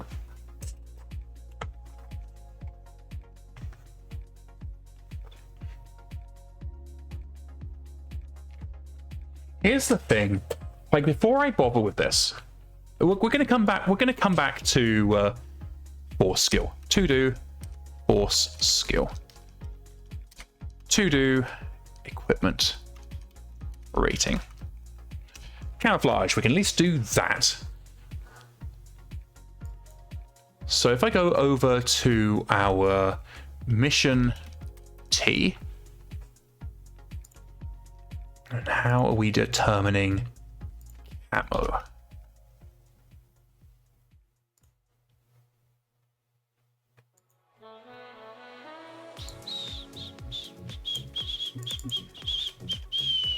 Oh, there we go. It is just pick random camouflage. Neat, neat, neat.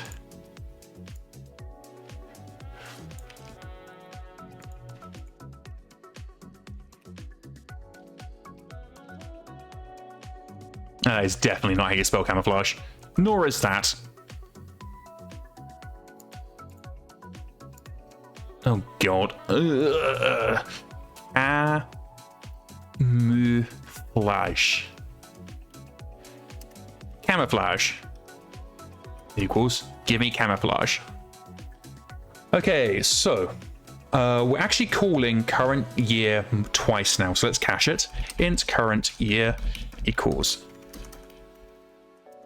current date get year.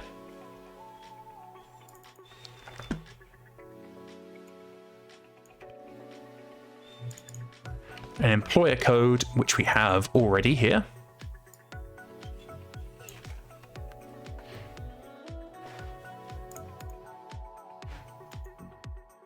There we are. Okay. So we've got our camouflage. We've got that. What else we need? We need color. Player color.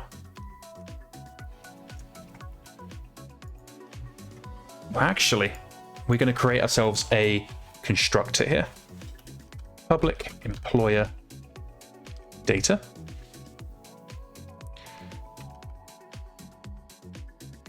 And it's going to be basically everything except color, because we're just going to have color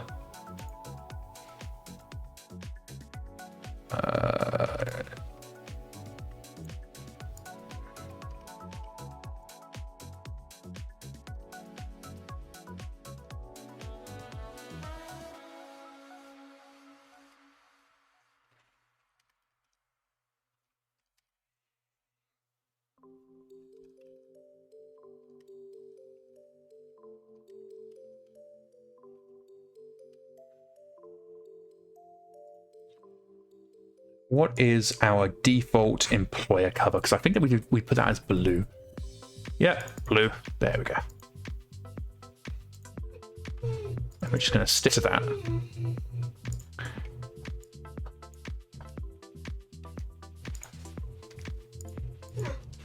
You're okay, Mr. Bear. I've only got half an hour left on stream, then I'll take you OUT. Mr. Bear has needs. Okay, so we have employer type, we have employer faction code, we have display name,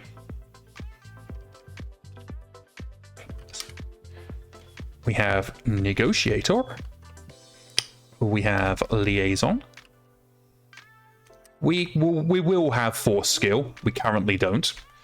So we're just putting nulls in here for now.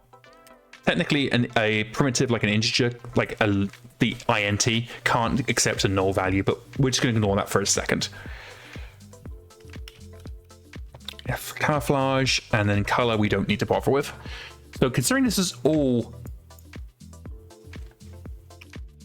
employer stuff, we don't need to specify every time that's employer. We're just going to go ahead and change this to be a little bit simpler, a little bit easier to read.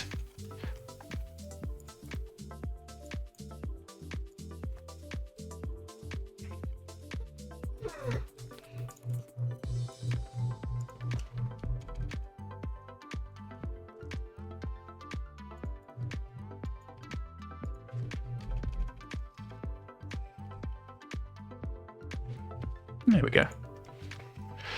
Okay, so now we need to figure out how the devil we're working out force skill. To do that, we're going to go and have a look at how we're already working it out here.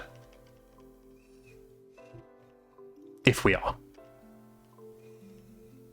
Okay, set enemy skill. Okay. Not helpful. Not helpful at all. We set the enemy skill to wherever the enemy skill is. That's just very not helpful.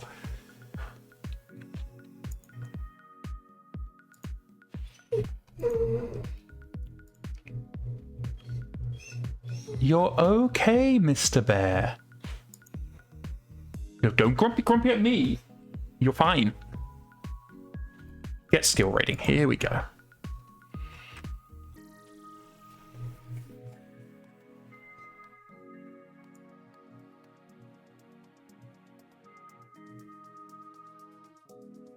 Okay, this sucks. I'm just going to go out and say the current system, and if I remember correctly, this is actually based on Total War. So, like when I say this sucks, I'm not saying the person who implemented it, which might have been me. This whole system sucks. And the reason why I say it sucks is because what happens is we generate a contract, and then wholly independently to the player, we then roll to see what the skill rating is of the employer and all that good stuff. But then two problems arise. One is that frequently you can have a big amount of disparity between your employer's skill and the enemy's skill to your advantage or to your detriment. The other problem is it is wholly unrelated to your current play state and the state that of the contract. So you could be having a planetary invasion on Farcad, for example, and you end up getting an ultra green op 4, like Farcad kicks the schools out early or something. Yeah, no, it is Total War, page 273. And it is really, really bad. I really don't like it.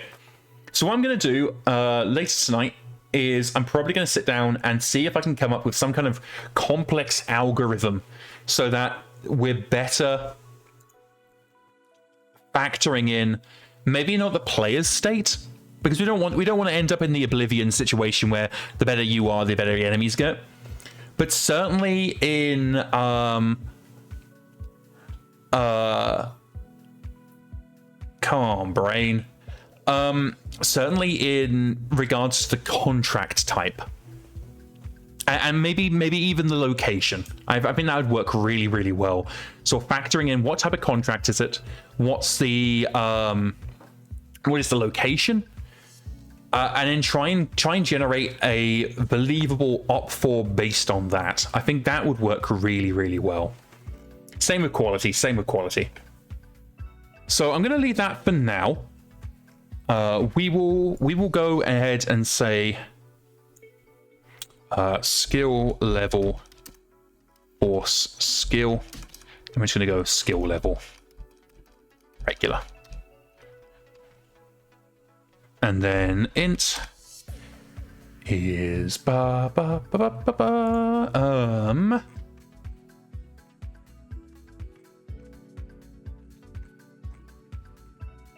this is the whole situation. We're still using the goddamn Dragoon rating system.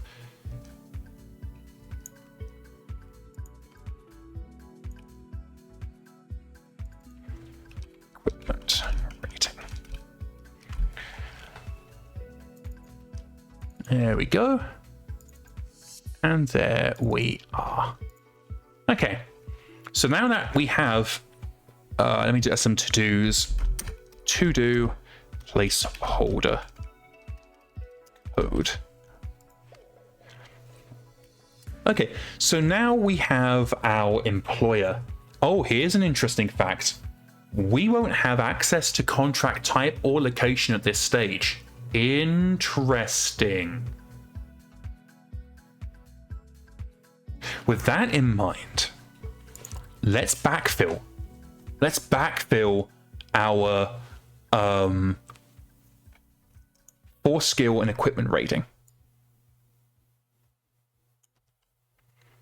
So we'll say skill level regular.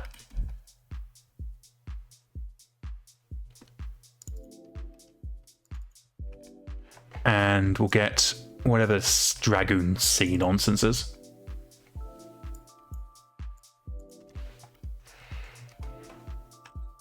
So at this stage, we don't have force skill and equipment rating. And then later, once we have our enemy and once we have our contract type, then we're going to backfill. We'll go back and apply those data, because the player won't have access to employer data at this stage. So we can easily go back and backfill. Public employer data. I'm going to, not what I'm wanting. I'm going to pass in here employer data, existing data, and we're going to pass in skill level, force skill, and int equipment level.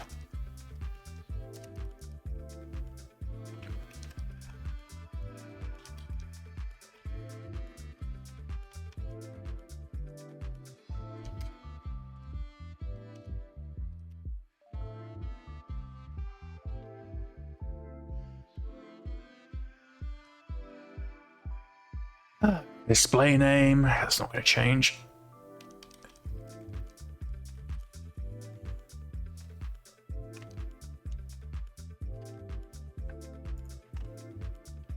Oh, bloody hell. Existing data, negotiator, existing data, liaison, existing data. Force skill, you're next. I'll have to come back and change that to real force skill. Existing data, equipment, rating. Existing data, Camfligio. And existing data, color.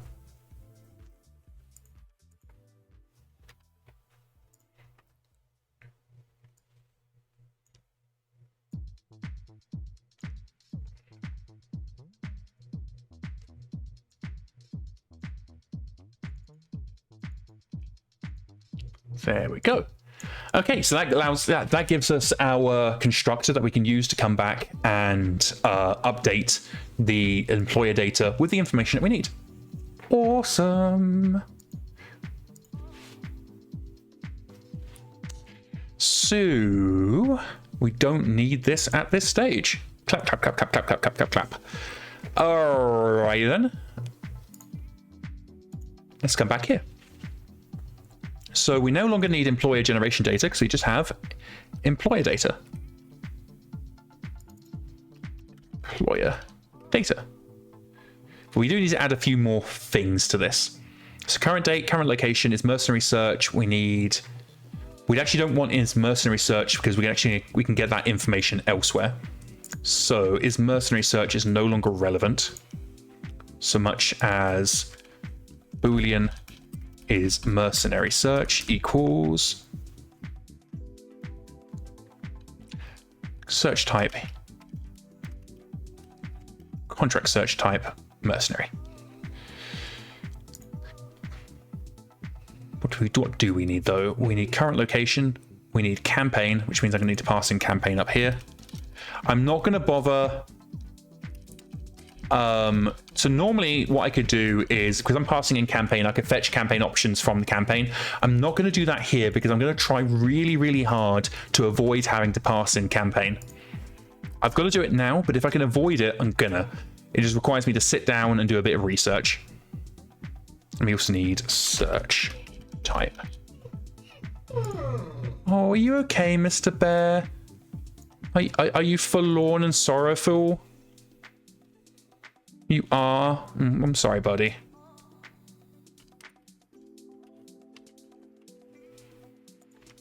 So search type, I know I've actually mentioned this a few times, but I realized I'd never actually bothered to tell you guys. Give me a second of faction code. What search type actually means. So give me a second.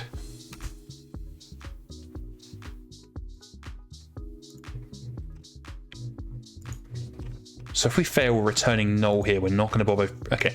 So if employee data equals null. There we go. Okay, so search type is what kind of contract you're searching for. If you are a government faction, so for example, a clan faction or Capellan Confederation, then your search type will always be government. If you are a mercenary, you can search for mercenary contracts or pirate operations. And if you're a pirate, likewise, you can search for pirate operations or mercenary contracts. But that just kind of informs us what kind of contract we're creating here.